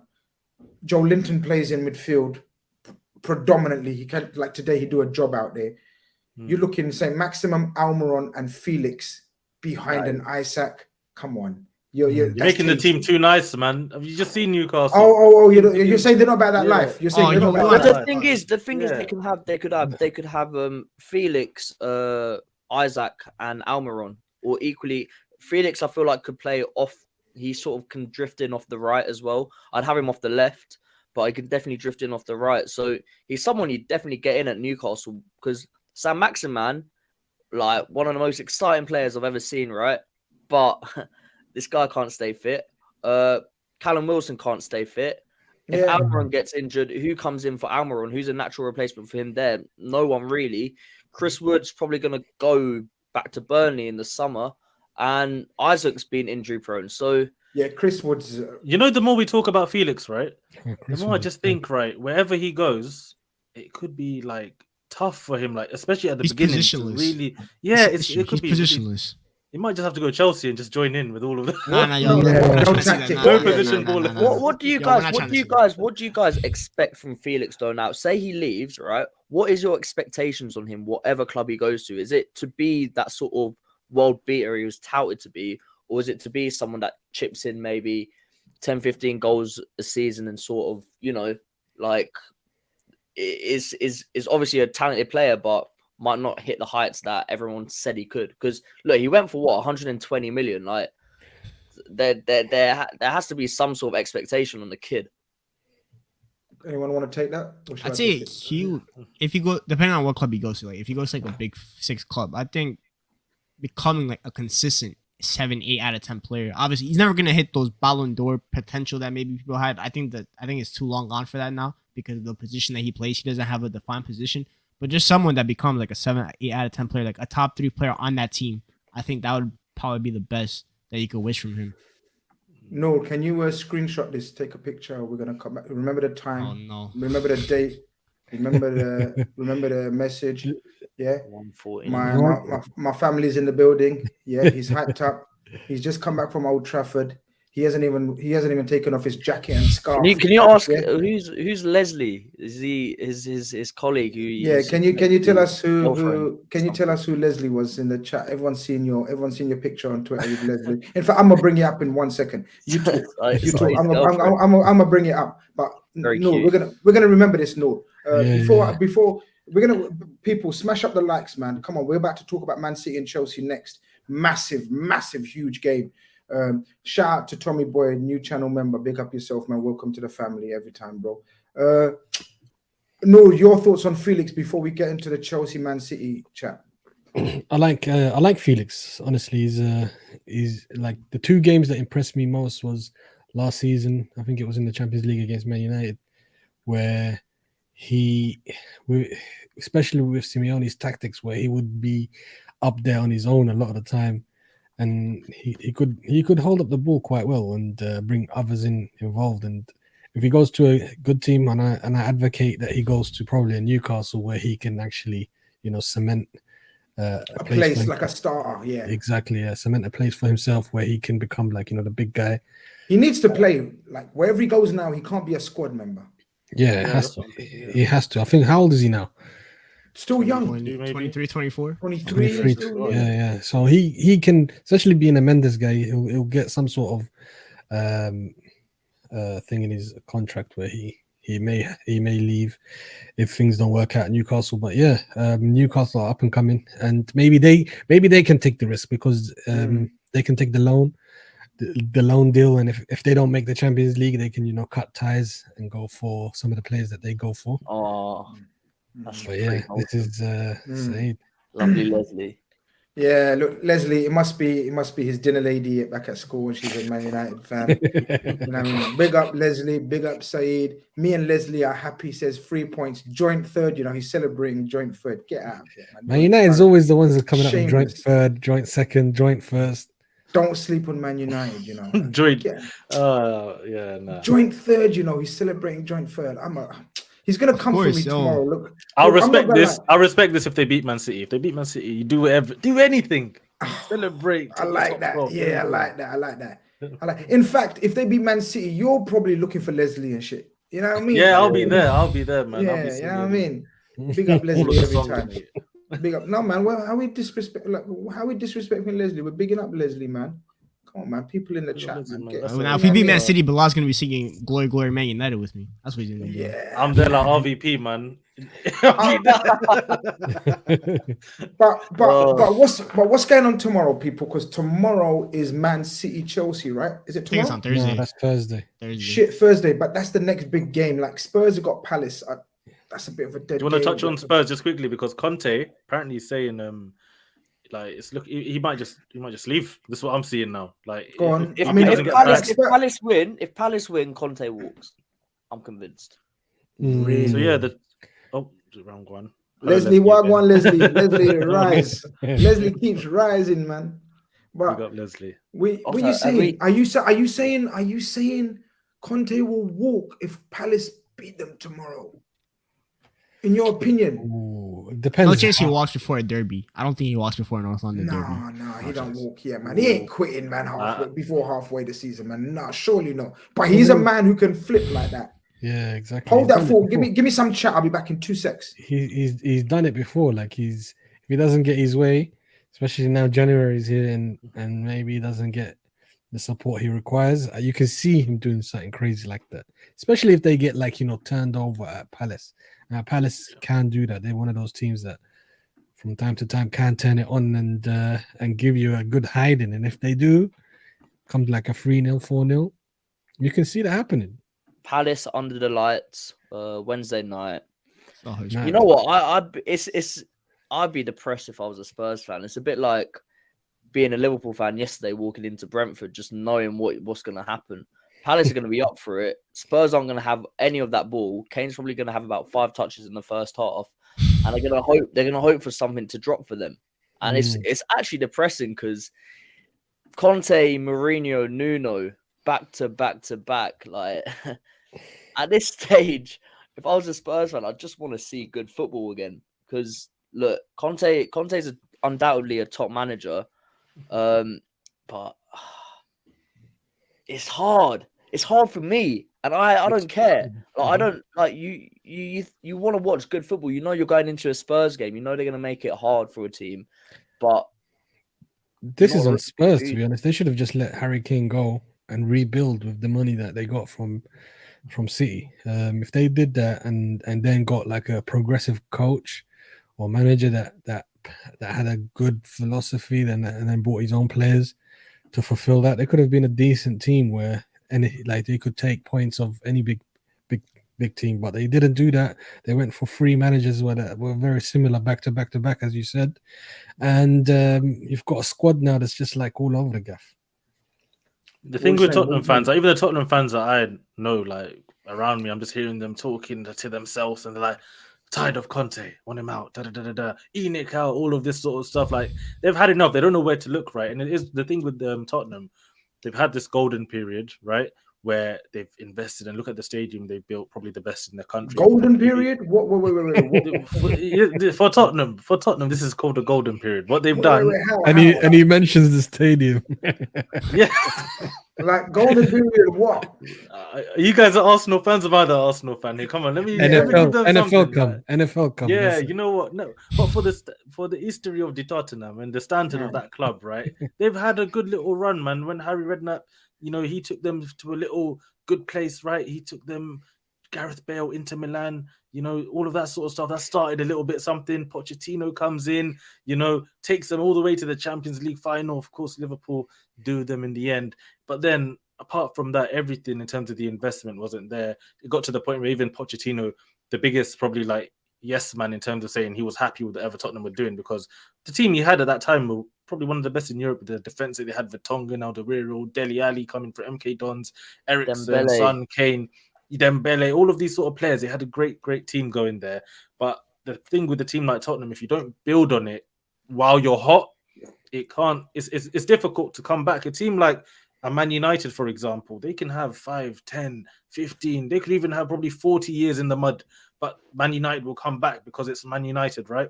But a team like Tottenham, it will always be hard to try and, galvanize yourself again. When the team's not investing in the actual squad properly, and even if they do, it's misguided, or they can't maybe get their first choice targets, and then after, without Portugal, they go with Mourinho. They get to the League Cup final, they sack Mourinho. Now they panic, they bring Conte, it's looking good, but then you don't back Conte fully. You see where it's going here. It's not going to a good place. Now, if Conte leaves, where do they go? Because top 4 this season probably won't happen if Newcastle. Well, it's tricky. Can we have someone bring up the table while we round it up? We need to chat about the table because it's looking a bit peak out here, man. Like, I don't know who's getting top 4. Like, it's anyone's call. So let's just say Arsenal are 30, yeah? Are they 100%? Are they? Are they? I mean, I'll go on. What are you saying? Are you guys going to do this until like the 37th game or something? Arsenal and Man City are dead certs for Champions League. And then from 3rd all the way to 3rd to 6th, it'll be 2 of Liverpool, Spurs, United, and Newcastle, Chelsea, London Cowboys, man. What are they doing over there? What's going on?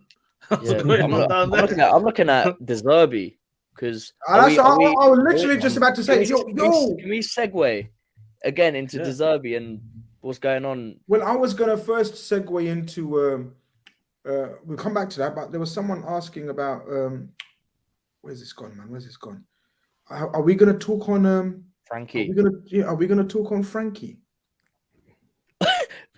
Like, what's going on? Like, what is the chances David Moyes ends up at Everton, back at Everton, and Frank Lampard gets the West Ham job? Oh shit!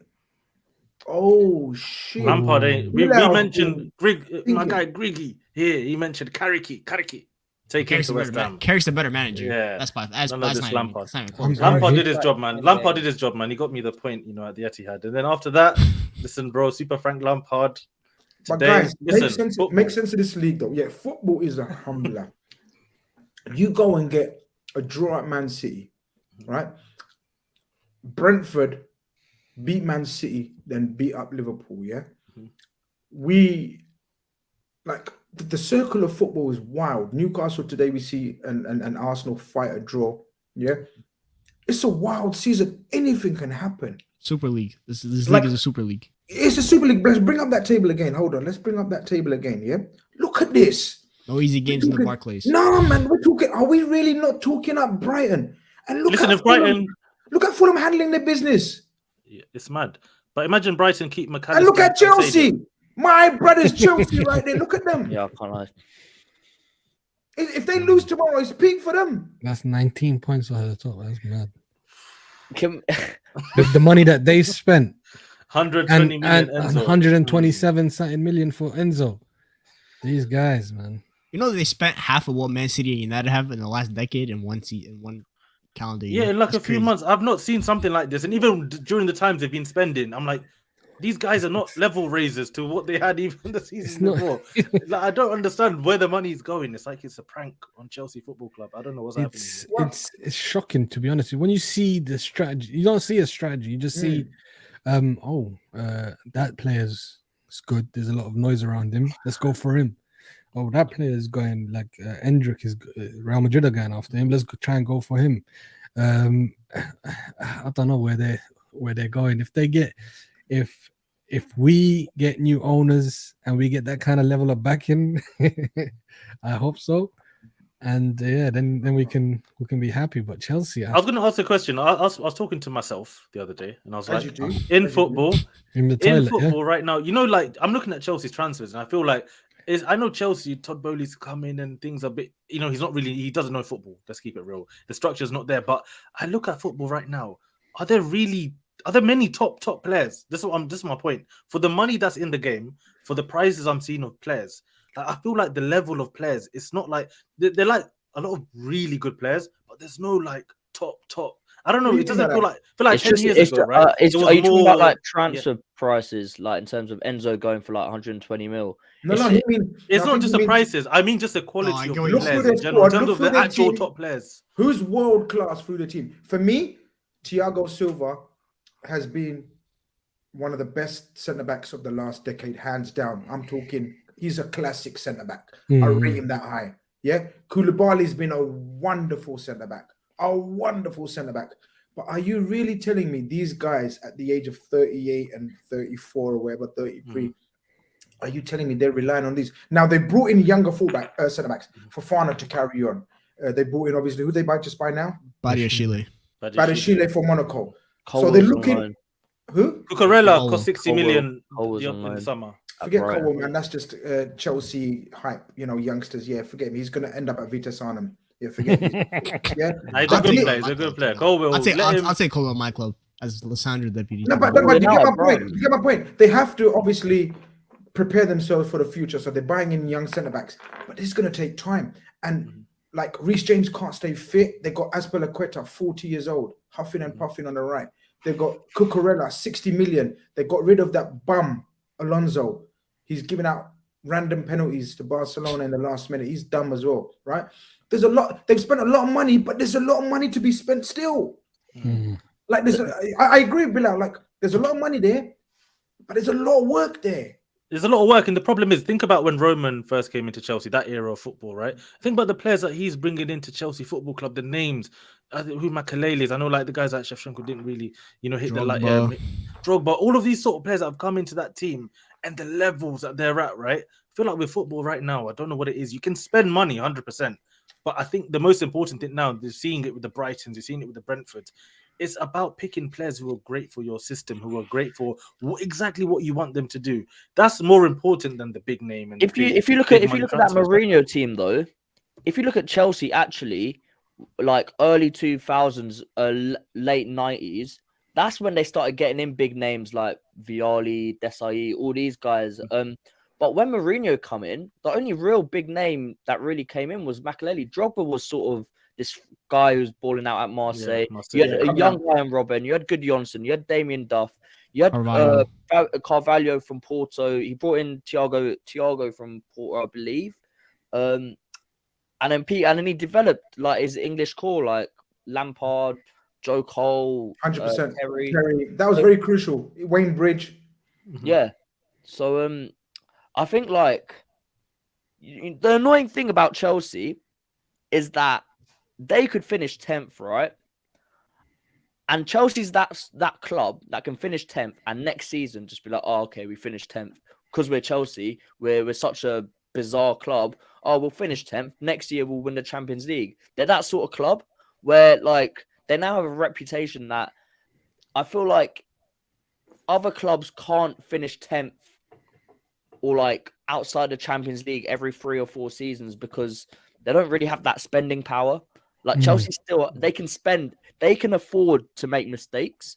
The way United can sort of afford to make mistakes with their sort of spending. Clubs like Liverpool and Arsenal, I mean, they do spend comparatively to like so many clubs in the world, but you feel like Liverpool, Arsenal, even Spurs, these clubs can't make mistakes with their transfers. Chelsea did get, obviously because of the whole Roman situation, that 1.5 billion, Chelsea owed him as a debt, got written off. So it's one of those ones that free money to play with. That's why they spent all this money. It's just like they've hit the jackpot. It's hit another lottery. And that's why I'm saying they've got that next influx of money, right, into the team that they can really go and invest, right? But then you look at the players that they're buying, and it just makes me think, is it in football in general? Like the level and quality of the top players isn't the same. But then again, it might be good because you're seeing the lower teams in the league and the Brightons, the Brentfords, and all of these sort of teams coming up. And that's how even Leicester 2016 win the Premier League. I think there's more parity in the game, 100%, right? But the actual quality of those big top players isn't there. And that's why, as Grizz said, Thiago Silva, is he 38? He's doing it. The likes of Lewandowski, the Benzemas, all of these sort of players. How old are they? 34. Modric, how old is he? 30. This is the thing. I don't know what's happening, but hopefully this new younger generation, the Musialas, the Sakas, the Fodens, all of these guys, develop and give us that quality that maybe that's been missing for the past maybe 5 to 8 years, maybe in football.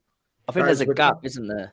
Yeah, there's a bit of a gap, a generation gap, it seems. Yeah, and then now you've got the people you're actually going to want to invest in are youngsters who have the potential, but then also sort of they're not convincing. It's not like buying prime Ronaldo, Kaká, Xabi Alonso, Arbeloa in one transfer window because you can.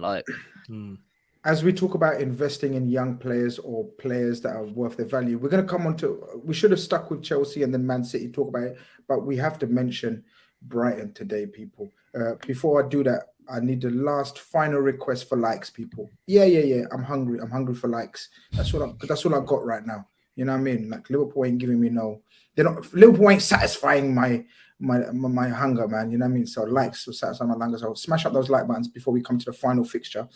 Over 400 of you. Let's do this. We need to speak about this Brighton coach and the football he's playing and the play he's got. What are you saying to me, bros?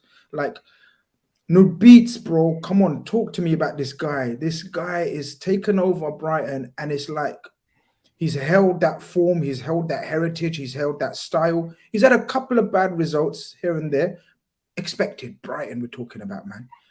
But go away to Everton, and they're fighting for relegation. All right, we cussed Lampard, we cussed whatnot, but 4-1s are smashing, and the manner of the way they play football is a I know beauty's in the eye of the beholder, but I think every neutral must love watching Brighton play. Yeah, especially with the players that they're doing it with.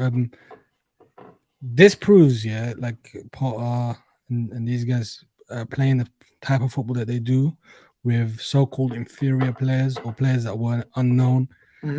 Proves that time on the on the training field pays off. And if you are true to your principles, and this is where Arsenal were smart in like keeping Arteta and not following what people were saying like a year or two ago about him, is you got to trust the process sometimes and be brave in your philosophy and following how you see football, because there isn't like I watched the game. Was that team that got relegated recently? Not Stoke. Burnley. Burnley at United, and it was what's his name? See, all my memories are going. What's the coach's name? Company.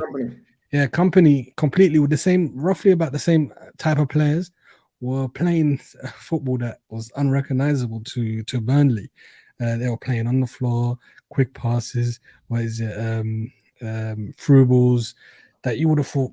I don't think Burnley can play this type of football, but they can, because these guys are what's changed is the physicality of players. Like, they're a lot more professional. They eat the right types of food, and they don't go binging in the weekends.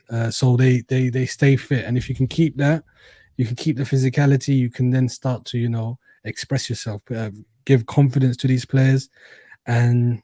Mitoma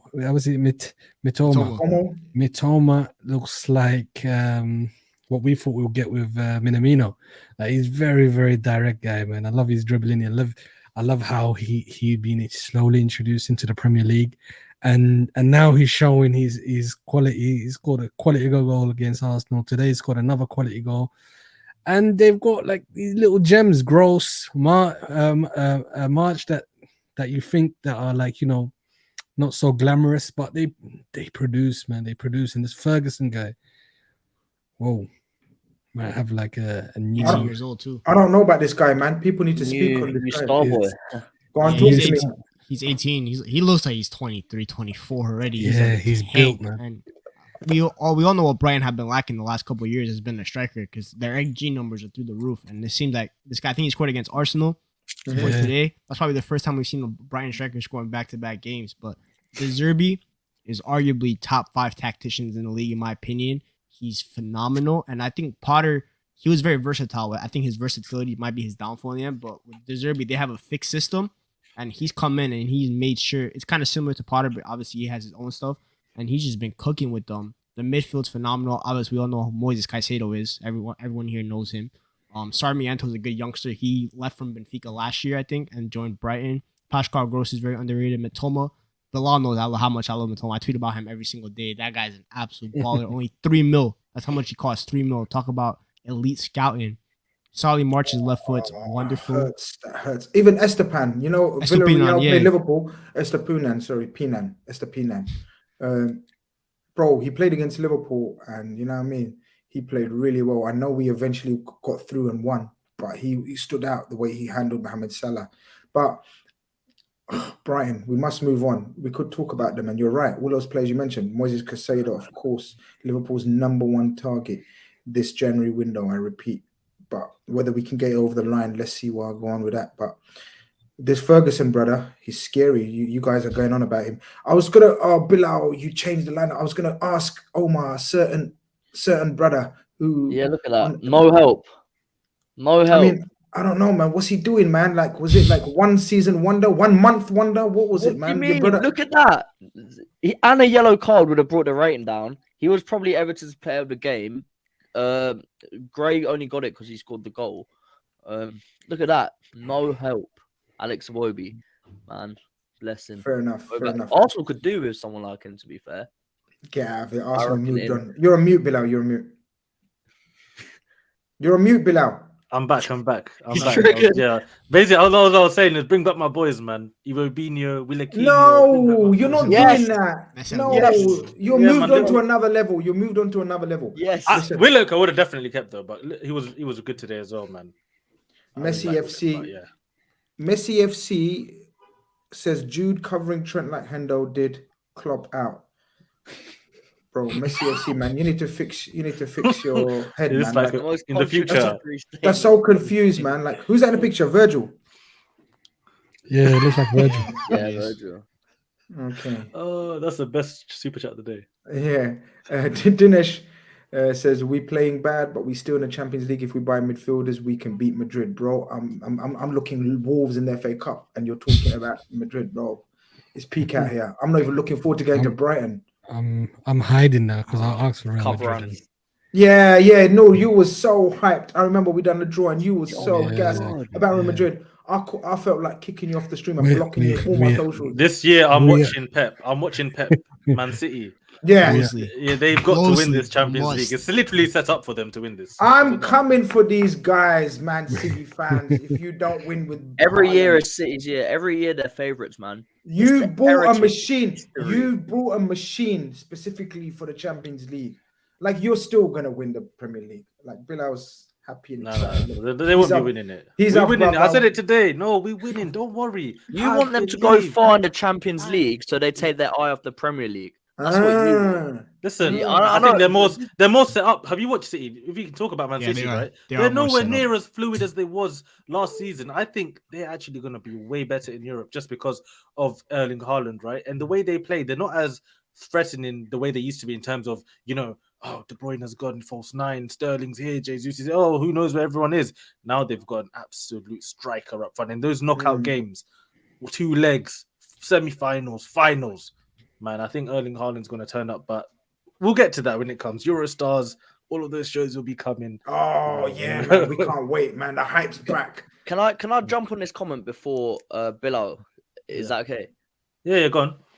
Because I'm going to back you here. I actually think, like, we used to we look at our fan base. The exact same stuff was said about Wijnaldum and Henderson. Like these guys are their limitations. They can't get forward. We need a Tielemans type player. We need someone who can get goals and assists from midfield. Bro, you take that out of midfield. You take what Xhaka's doing, what he's actually doing for Arsenal midfield. The stuff that loads of people who went to games were like, oh, you used to be able to see what Wijnaldum did for Liverpool when you went to the games. But sometimes when you're not looking at him on the screen, you think he's ghosting. Xhaka plays such a crucial role for Arsenal. So, like, if you take Xhaka out of this Arsenal team, or if you took him out of the game today, they might have been counted on a lot easier than they actually were. So, Bilal, sorry, take it away. But... Yeah, no, for me, as I said today, Xhaka had a good game. But there's some things I'm looking at him where I'm like, it's not for a Tielemans type. I would never take out Xhaka now for a Tielemans type because you need Xhaka. His physicality and on the ball, he's actually really good. He makes smart decisions more often than not nowadays. For me, the way Arsenal can evolve past the Xhaka, they need a box-to-box type in there. That I was watching Paris versus Paris Saint-Germain. Seko Fofana, absolute monster. That's the type of midfielder where you get the best qualities of Xhaka there, the physicality, the technical ability, but you get a lot more, less rigidness, I'd say. That's the one weakness of Xhaka. Apart from that, Xhaka's a fantastic midfielder. Locatelli's in the comments. Yeah, like a Locatelli type. I think someone who's got that physicality, but also maybe can offer a bit more. Xhaka, I think, is version 1 of this, right? Arsenal at some point obviously going to buy another midfielder to play in that position. But for me, it's got to be a powerful midfielder in there. The Odegaard types are nice, but Odegaard wouldn't work right without a party and a Xhaka with him, right? But the thing is, like a lot of fans, they tend to, chase the perfection. You're never going to get a perfect team. There's always going to be one or two things lacking, and there's always beauty in imperfection, because that gives you the thrill of a game. Like if you had a perfect team and you're bulldozing teams all the time, it's like it'll become boring. I would love it. Love it. Yeah. After let me bulldoze everyone. Like I don't know, maybe Bayern Munich fans or whatever, like or PSG fans. I bet you they're like half watching the game. They're probably on their phone all the time. But that's what I'm saying to you guys, man. It's like every fan base. Exactly, you're right, because we must move on, man.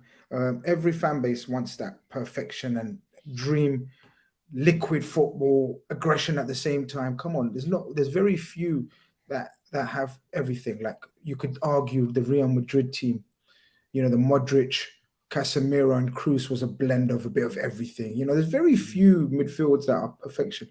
Messi FC sends in another super chat. Says, does Klopp deserve our redemption?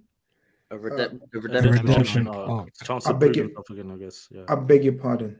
Because since he caused this, and what if this isn't just a midfield issue and it's more of a tactically we are found out issue? Then he deserves to have questions asked. But I'm not gonna throw my toys out the pram at the first sign of distress, Messi. That's just me. This guy has raised our levels to another level that, I'll never forget in my lifetime. If you're ready to forget it at the first sign of distress, that's you, bro. I can't change your mind. That's your opinion. I ain't about influencing you. I'm saying that's cap. Jurgen Klopp, for me, is Don Daddy. He's going through a rough patch. Yeah, he's not the perfect manager. Again, like we look for perfection in everything. Perfect coach, perfect striker, perfect midfield, perfect defense, perfect owners. Real life ain't like that, man. I keep hearing these people and on my channel and other channels and everyone talking about wanting perfection, man. Get real. Are you perfect? Look at yourselves. Look at us. We haven't even got overlay in the background of our new show. Are we perfect? No, man, we're dusted, man. So how can we talk about... No, but it's true. We're rubbish ourselves. Like, how can we talk about perfection from a manager? We want this. We demand this. Demand from yourself first. Look at your own self, what your walk of life is.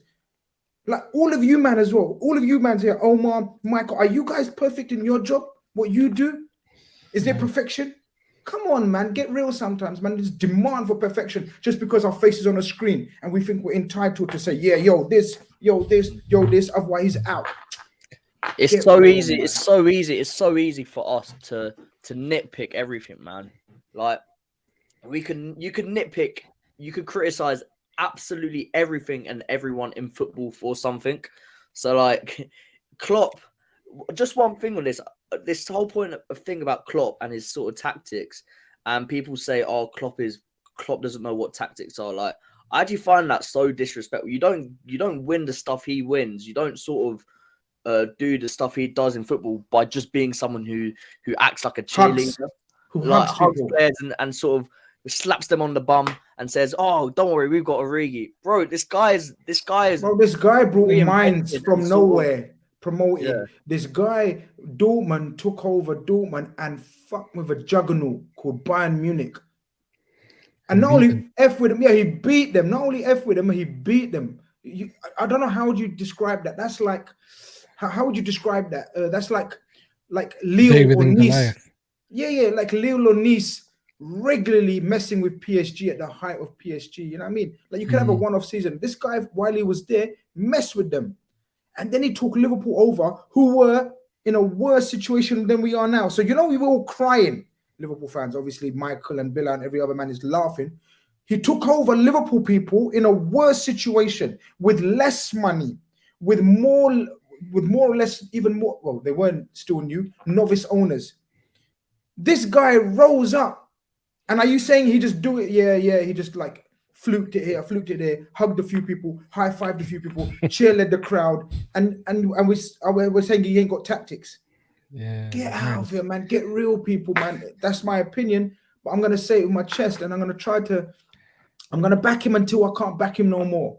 I ain't about this trying to turn us into, I'm sorry, but AFTV style Arsenal and Man United, even like changing and revolving doors and protests and all this toxicity. We ain't even close to that level yet. We're going through a awful patch. Don't get it twisted. There's turbulence. Don't get it twisted. I'm not saying it's rosy. I'm not saying it's perfect. I'm not even saying it's going to be all good. We don't know. But to write him off and say, yeah, hashtag Klopp out, bro, I respect you. I've seen you in my chat before.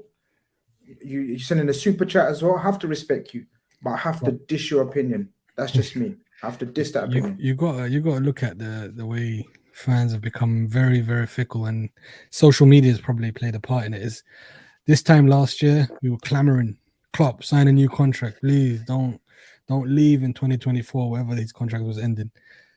And then he signs the contract a year later. Yeah, Klopp out. Very, very disingenuous. And sometimes I think, like, the other day, I think his press conference caused a bit of a hoodoo with people saying, this guy don't want to spend that in. Hey, bro, he's looking after the players as well as the club, the image, the players' ego. He needs to look after those and keep them ready and motivated. He's not going to be just talking like, for your sake, bringing anyone in. Like, I don't understand why people want anyone to come in. And if he brought anyone in, they'll be saying he's just bringing anyone in. He's not bringing the top dogs, as Grizz would say. But I'm interested in to see what the neutrals will say. Not neutrals, but outsiders like Bilal and Michael. Like, you've seen the situation, yeah? It's like having a rough patch right now. But essentially, we're 4 points behind. If we win our game in hand, we're 4 points behind Newcastle, for example. And are we still not putting? Would we still say we're not favourites over Newcastle to get that top four? I mean, I don't know. Maybe you would, but how are you guys seeing the situation? I think Liverpool, I think it's kind of similar. It's not to the extent. I think they're going through like a quick rebuild, and they just need a refresh of the squad. Klopp, in terms of tactically, I don't think Klopp is like the best tactician, but he also has other attributes that top tacticians don't have, like the man management, the way to get the best out of players. Like, he's a floor raiser, and he set a certain ceiling with this team, and he needs to rebuild the team and then go hit another ceiling with the new team. So I just think, obviously, you should never be Klopp out so far. That's crazy to say. Like, you would have to finish like 8th place, like back-to-back seasons to like be Klopp out, in my opinion. That's me. If he doesn't, if we finish 8th this season, next season I'm on his back. Yeah, like that kind of stuff. Like, I'm on his back next season. If we finish 6th this season, I'm on his case hard. Yeah, I think you have to see what happens in the summer, like the way that you address, like that kind of stuff. But I think for this season, it's clear that I remember Sir Alex Ferguson even went through this. Obviously, I don't think Klopp isn't like better than Sir Alex Ferguson, but we United went through the fact that they needed to rebuild. We went like 3 years without winning the title, but then we rebuilt and then we won the title again. So Liverpool need to refresh. We all know that you can't sustain dominance with the same team. Even Pep's going through this now. He said, my players aren't hungry enough. I need to refresh. That's why he brought in the Rico Lewis of the world. Liverpool need a refresh. It's obvious. And until they get a refresh of players, you're going to keep seeing this. So it's not just on Klopp. It's on the board.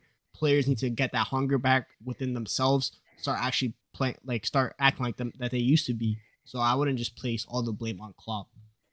Zuberi sends in a super chat. Big up yourself, Zuberi, man. Long time. He says, so are we just going to pretend that Klopp dominated Germany for 5 years? Not one of us said that. Did you say that? No. Did you say that, Bilal?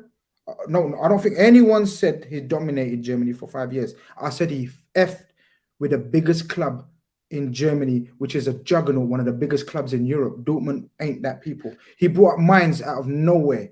That's a coach doing that business. 5 years. Sorry, go on, no, you was going to say. Yeah, but you have to see as well what Bayern Munich had to do to stop him from dominating. Buy all of their man. They brought in Pep. They brought in Pep to stop poaching all their players as well. They started taking all their players because they knew 2 seasons at best. compete. Even 2 seasons at best, and it was 2 seasons, not at best. Man reached Champions League finals with them, the cup finals with them, won the league with them twice, I believe. I believe twice. Are you mad? Back-to-back league titles in Germany against Bayern. Do you know how much of madness that must have caused in Bayern when he won it the first time? When he won it the first time, they must have been fuming, and then he won it back-to-back. For context, that's like taking Spurs in England and basically against this City team and going back to back, winning the cups, and basically outplaying you everywhere. He outplayed those Bayern teams. Like, it's a different level. It's a complete doing 2. Even if it was a season, that'd have been some achievement. But back to back, like. But this is where I do criticize him. And I question him. This is where I do criticize and I question. And I think I'm being honest. I hope I'm being honest. I am being honest. What am I thinking? I'm being honest. None of those clubs that he's been at, and including Liverpool, has he rebuilt the team that he built. So people are saying, so the Klopp fans are saying, no, man, he rebuilt Liverpool. He rebuilt Dortmund. What are you talking about? No, listen to what I'm saying. He's never rebuilt the team that he built. So he built that Mainz team to bring up. He never built it again. He built up that Dortmund team. He never built it up again. Now, for the first time in his career, professional career, he will have the opportunity, because he's here for another few years, to rebuild this team. This Liverpool team, the one that nearly won the quadruple, in my humble opinion, is finished. I don't think this Liverpool thing, you know, the team of Mane, Gini Wijnaldum, Virgil, you know, that team, Bobby Firmino, that spine, that crew's done. That crew's done. Now he's got the opportunity chance. Now he's brought in Jota, Diaz, Konate, hopefully Jude. This is what the next rebuild looks like for him. And now he has to prove that he can do it again. So there's absolute question marks. Can he do it? Am I about to throw him out? No way, sir. No way. I'm going to give him a chance. Like I said to Michael, if he finishes out of the Champions League places, big microscope next season. Yeah, I think with Klopp, it's like we've all, like someone said in the comments, he's really thrived at being the underdog manager when he's got to change. I agree. He's got to change. Now you're meant to be the second biggest team in the country in terms of competitiveness behind Man City. They're obviously the top dog because they've won the Prem 4 out of the last 5 years, but you're meant to be the ones that are going to challenge them. But now you're seeing the Arsenals jump ahead of you, and the Prem's not going to get easier. City are going to be City. Arsenal are rising with Mikel Arteta. Man United are coming. We have a new project, and if we get new owners, expectedly we're going to rise. Newcastle have a war chest that they haven't even dipped into yet. Chelsea, who knows what top boys are going to do and everything. Spurs are obviously going to fall away, but Klopp has to deal with the fact that there's not just one team that you have to challenge anymore in Man City. There's a bunch. I want to see if he can handle that pressure. And if he can't... And that's fair. And that's coming from a Man United fan. And with Liverpool majority of Liverpool fans would accept that as well. Obviously, there'll be some diehards, and then there'll be the other extreme side that just the first sign of disaster or first sign of struggle. Yeah, Klopp out. Yeah, we want new owners, we want new manager, we want new players. Life don't work like that, man. Is that what you do in your real life? If your parents got business, you're telling your parents to do that? Come on, get real. The problem with this sort of generation on social media, I think it was Noah made this point. It's like everything is. Our attention spans have been shrunk so much So like it goes from this, like from our content, the way like everyone just wants to see like YouTube shorts and like TikToks and all this like short form stuff. People don't actually want to see something sort of built come to fruition.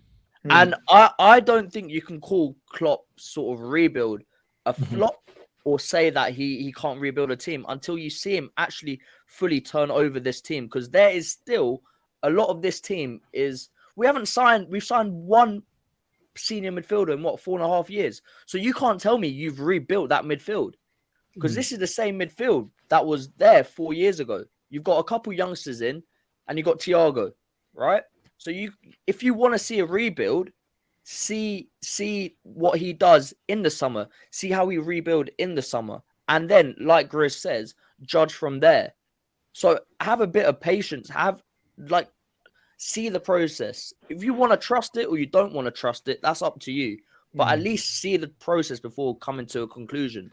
If it flops this season and then it completely flops again next season, then by all means, go away. But at least wait and see. And I feel like he's earned the credit to sort of do that, because it's not like he's had free reins money wise. I know people say, oh, he's bought Nunez, whatever. It's all net spend. It's all relative, right? So what irks me the most, what irks me the most, and is the content creators that feed off the negativity and you know they rant and rave about what's happening now. But if Klopp turns it around and Liverpool do become better again, you won't see the same energy into their apologies or whatever. They'll just try and blend into the background. Yeah, we're here, we're Liverpool, blah blah blah. Bro, if you keep the same energy for the criticism, please keep the same energy when it comes to your apology and you know and you speaking negatively about Liverpool or Klopp or the players at that time. Like some of the hate that Darwin Núñez is getting from our own fans is absolutely. I don't take it seriously, you know. I don't. It's like just a generational thing, man. Honestly, I don't take it seriously. Maybe it's a generational thing, but opposition fans have every right to banter, troll him, and whatever, because that's what it's about. Exactly, yeah. But when your own people are doing it on a serious, regular basis, I don't take them seriously, man. They don't know ball, man. They don't know ball, and they don't know how football works, man. It's my generation of fans. I look at people my age, right, from who support all clubs. Everyone just wants instant success straight away. Like you can't have that all the time. So if you can't have that, at least trust some. Like it's the whole thing about people's attention spans. People just want everything now. They can't struggle a bit. What I would say is as well, like being an Arsenal fan, having just one manager for most of my life, growing up with Wenger for my life as the manager of Arsenal, right? And for the most part, it's very similar. Well, even worse than Liverpool, because Liverpool actually spending decent amounts of money. When we were moving to the Emirates and we couldn't really spend any money, having to sell players, and then building teams, getting random players like Denilson to come in, and then maybe you can do a job for us. You know, there was some beauty in that, to be honest, and that's maybe why I grew up loving Arsenal. There was a bit of beauty in seeing the way we were trying to do, you know, things and trying to achieve something with that sort of way. It was after, actually, coincidentally, and this is when I say money and buying players doesn't solve everything. When Arsenal signed, I don't know if you guys remember, we signed like Mustafi, Granit Xhaka, Lucas Perez. This is the first time Wenger's really spent big money in the window, right? And I'm like, mashed up. This is what you've come back with. One window, we just signed Petr Cech. I'm like, bro, I know you got money now. This is time after the debt. Finances are looking good again. You can actually spend something. And it's like money doesn't solve your problems. Instantly buying players doesn't solve your problems. I was thinking we were better off when we had the Denilsons come in. We were better off when we had Arshavin last minute, somehow scrambled a bit of money to get him in. It was funny to see how that Arsenal team ended up developing to the point where, you know, we thought this new era was going to come in. Actually, end up costing Wenger in the end. So I think just give Klopp a bit of time, give him the summer, give him January next window as well, because that's what he deserves in the first place for what he's done for Liverpool Football Club. And we know the difference now between Klopp and Wenger, right? And this is why Wenger couldn't stay at Arsenal.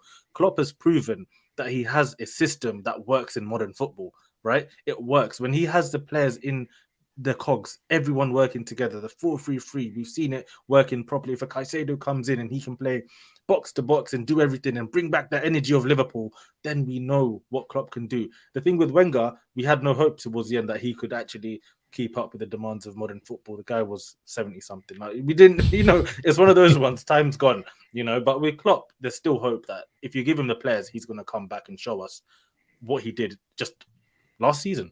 forget 5 years or 10 years, just literally last season.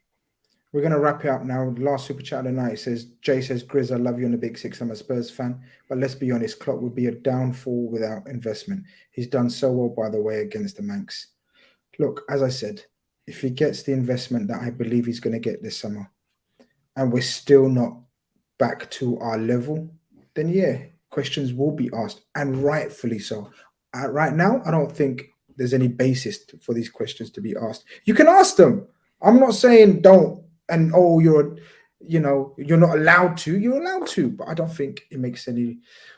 Personally, I don't think it makes any sense to ask questions of Klopp. There's far more questions to be asked of the ownership and the model and the structure and the investment in the team and all of that business. But we see how it goes. Guys, we need to have a prediction for Chelsea Man City because we just segued into all kind of business. No Beats, I'm going to ask you Chelsea Man City because that's a heavy game. It is, and I'm going to base my prediction on their clash in the Carabao Cup. Chelsea got smashed, man. And I think they're going to get smashed again. Where City are going to be reeling off that, and I'm frustrated over Everton's result. So they're going to come out swinging, especially seeing Arsenal drop points. They're like, yeah, this opportunity to show like we deserve this. And Pep has probably been on their necks for the last 2 or 3 days. So I think it's going to be a 3-1 to City. Bilal. Chelsea got something for me. This is just you don't believe this that. is just purely for my personal reasons. Chelsea, please. It's Enzo Fernandez. Yeah, hopefully Enzo Fernandez is signed by Thursday. No, man. And then the energy that Chelsea the Chelsea fans are just up for it. Obviously not going to play, but the Chelsea fans are just up for it. 8 o'clock, under the lights, Stamford Bridge, tight little stadium, Haaland, no space to maneuver. And then, yeah, a little 1-0 to the Chelsea. Come on, let's go. Holmes? 4-0 City. Wow. Yes. Michael? Yeah, they're going to bang up Chelsea, I think. Wow. I'm going 3-0 City. Arsenal drop points. City are not dropping points back-to-back games. They're coming after Chelsea. No Reece James. It's not looking good for them. Pep is moving like a psychopath right now. I'm telling you. I'm telling you. The water bottle is shaking even harder than usual. More than you believe. Staring More than you believe. I'm with Bilal, Nah. I think they got something. Arsenal drop because it's a wild season, Just when we expect everything to go smoothly, Arsenal drop points. Man City are gonna just capitalize, go within 5 points. I think is it? Yeah, go back to 5. Yeah. Go back to 5 points, yeah? I can see a draw, I'm seeing a 2-2. Nah. 1-1. Chelsea ain't going to Thiago Silva, you just stay on Haaland and that's it. Lock him off. De Bruyne. I'm going 1-1, it's going to be wild. I'm looking forward to that game. To be honest with you, I'm actually looking forward to Palace Spurs undercover. Palace will win. Vieira might have something for them. I'm not going to lie. They bopped them last season 3-0, no? Yeah, but Palace won 3-0 last season. Conte's got to show something. Brother, Conte's got to show something. Antonio Conte, if he's still an elite coach, he has to show something because his last 2 performances generally this season, Spurs have been pop. Absolute pop. He's got to show something. He's got to turn up tomorrow. Oh my! If they lose tomorrow, I think their top 4 chances are over. If they lose tomorrow, I think their top 4 chances are over. They lose tomorrow. Nah, man. No one says long season. I keep saying it. Tottenham ain't dealing with that. They're not. They're just not. I don't know, man. We got a derby tomorrow as well. Villa Wolves. That's a derby, isn't it? Oh, I want to sleep. Yo, snoring. That's gonna be very you can do a watch along for that. That's a 0-0. Unai Emery versus Lopetegui. You know what I mean? If it, It's table La Liga clash. Nah, man. In the Espanol Getafe is that? It might just be me and me watching that. So football hipster Omar, man, with a shout of Villa versus Wolves. You know. Yeah, do you see Unai Emery? You see Unai Emery's coat the other day? Bro, my guy is coming up, man. Like, yeah, can we jacket. Man, like Unai. I know this is Premier League Khanage, yeah, and we're talking about their Premier League table being mad, but am I allowed to just screen share the Championship table? Go on, you might as well. Because this is mad. Look at my boy in 5th place, Michael Carrick's Middlesbrough. Third place is on 42 points. Right. There's 10 points between 17th and 3rd place. Wow. And that's mad, you know, because you know Birmingham are 17th, right? And I've met a few Birmingham fans recently, and they're like buzzing. They're like, we're playing good football. We were doing all of this. I'm just at the table at 17th. What a league! The Championship is the trenches, man. If you go in there, like, wow, long day.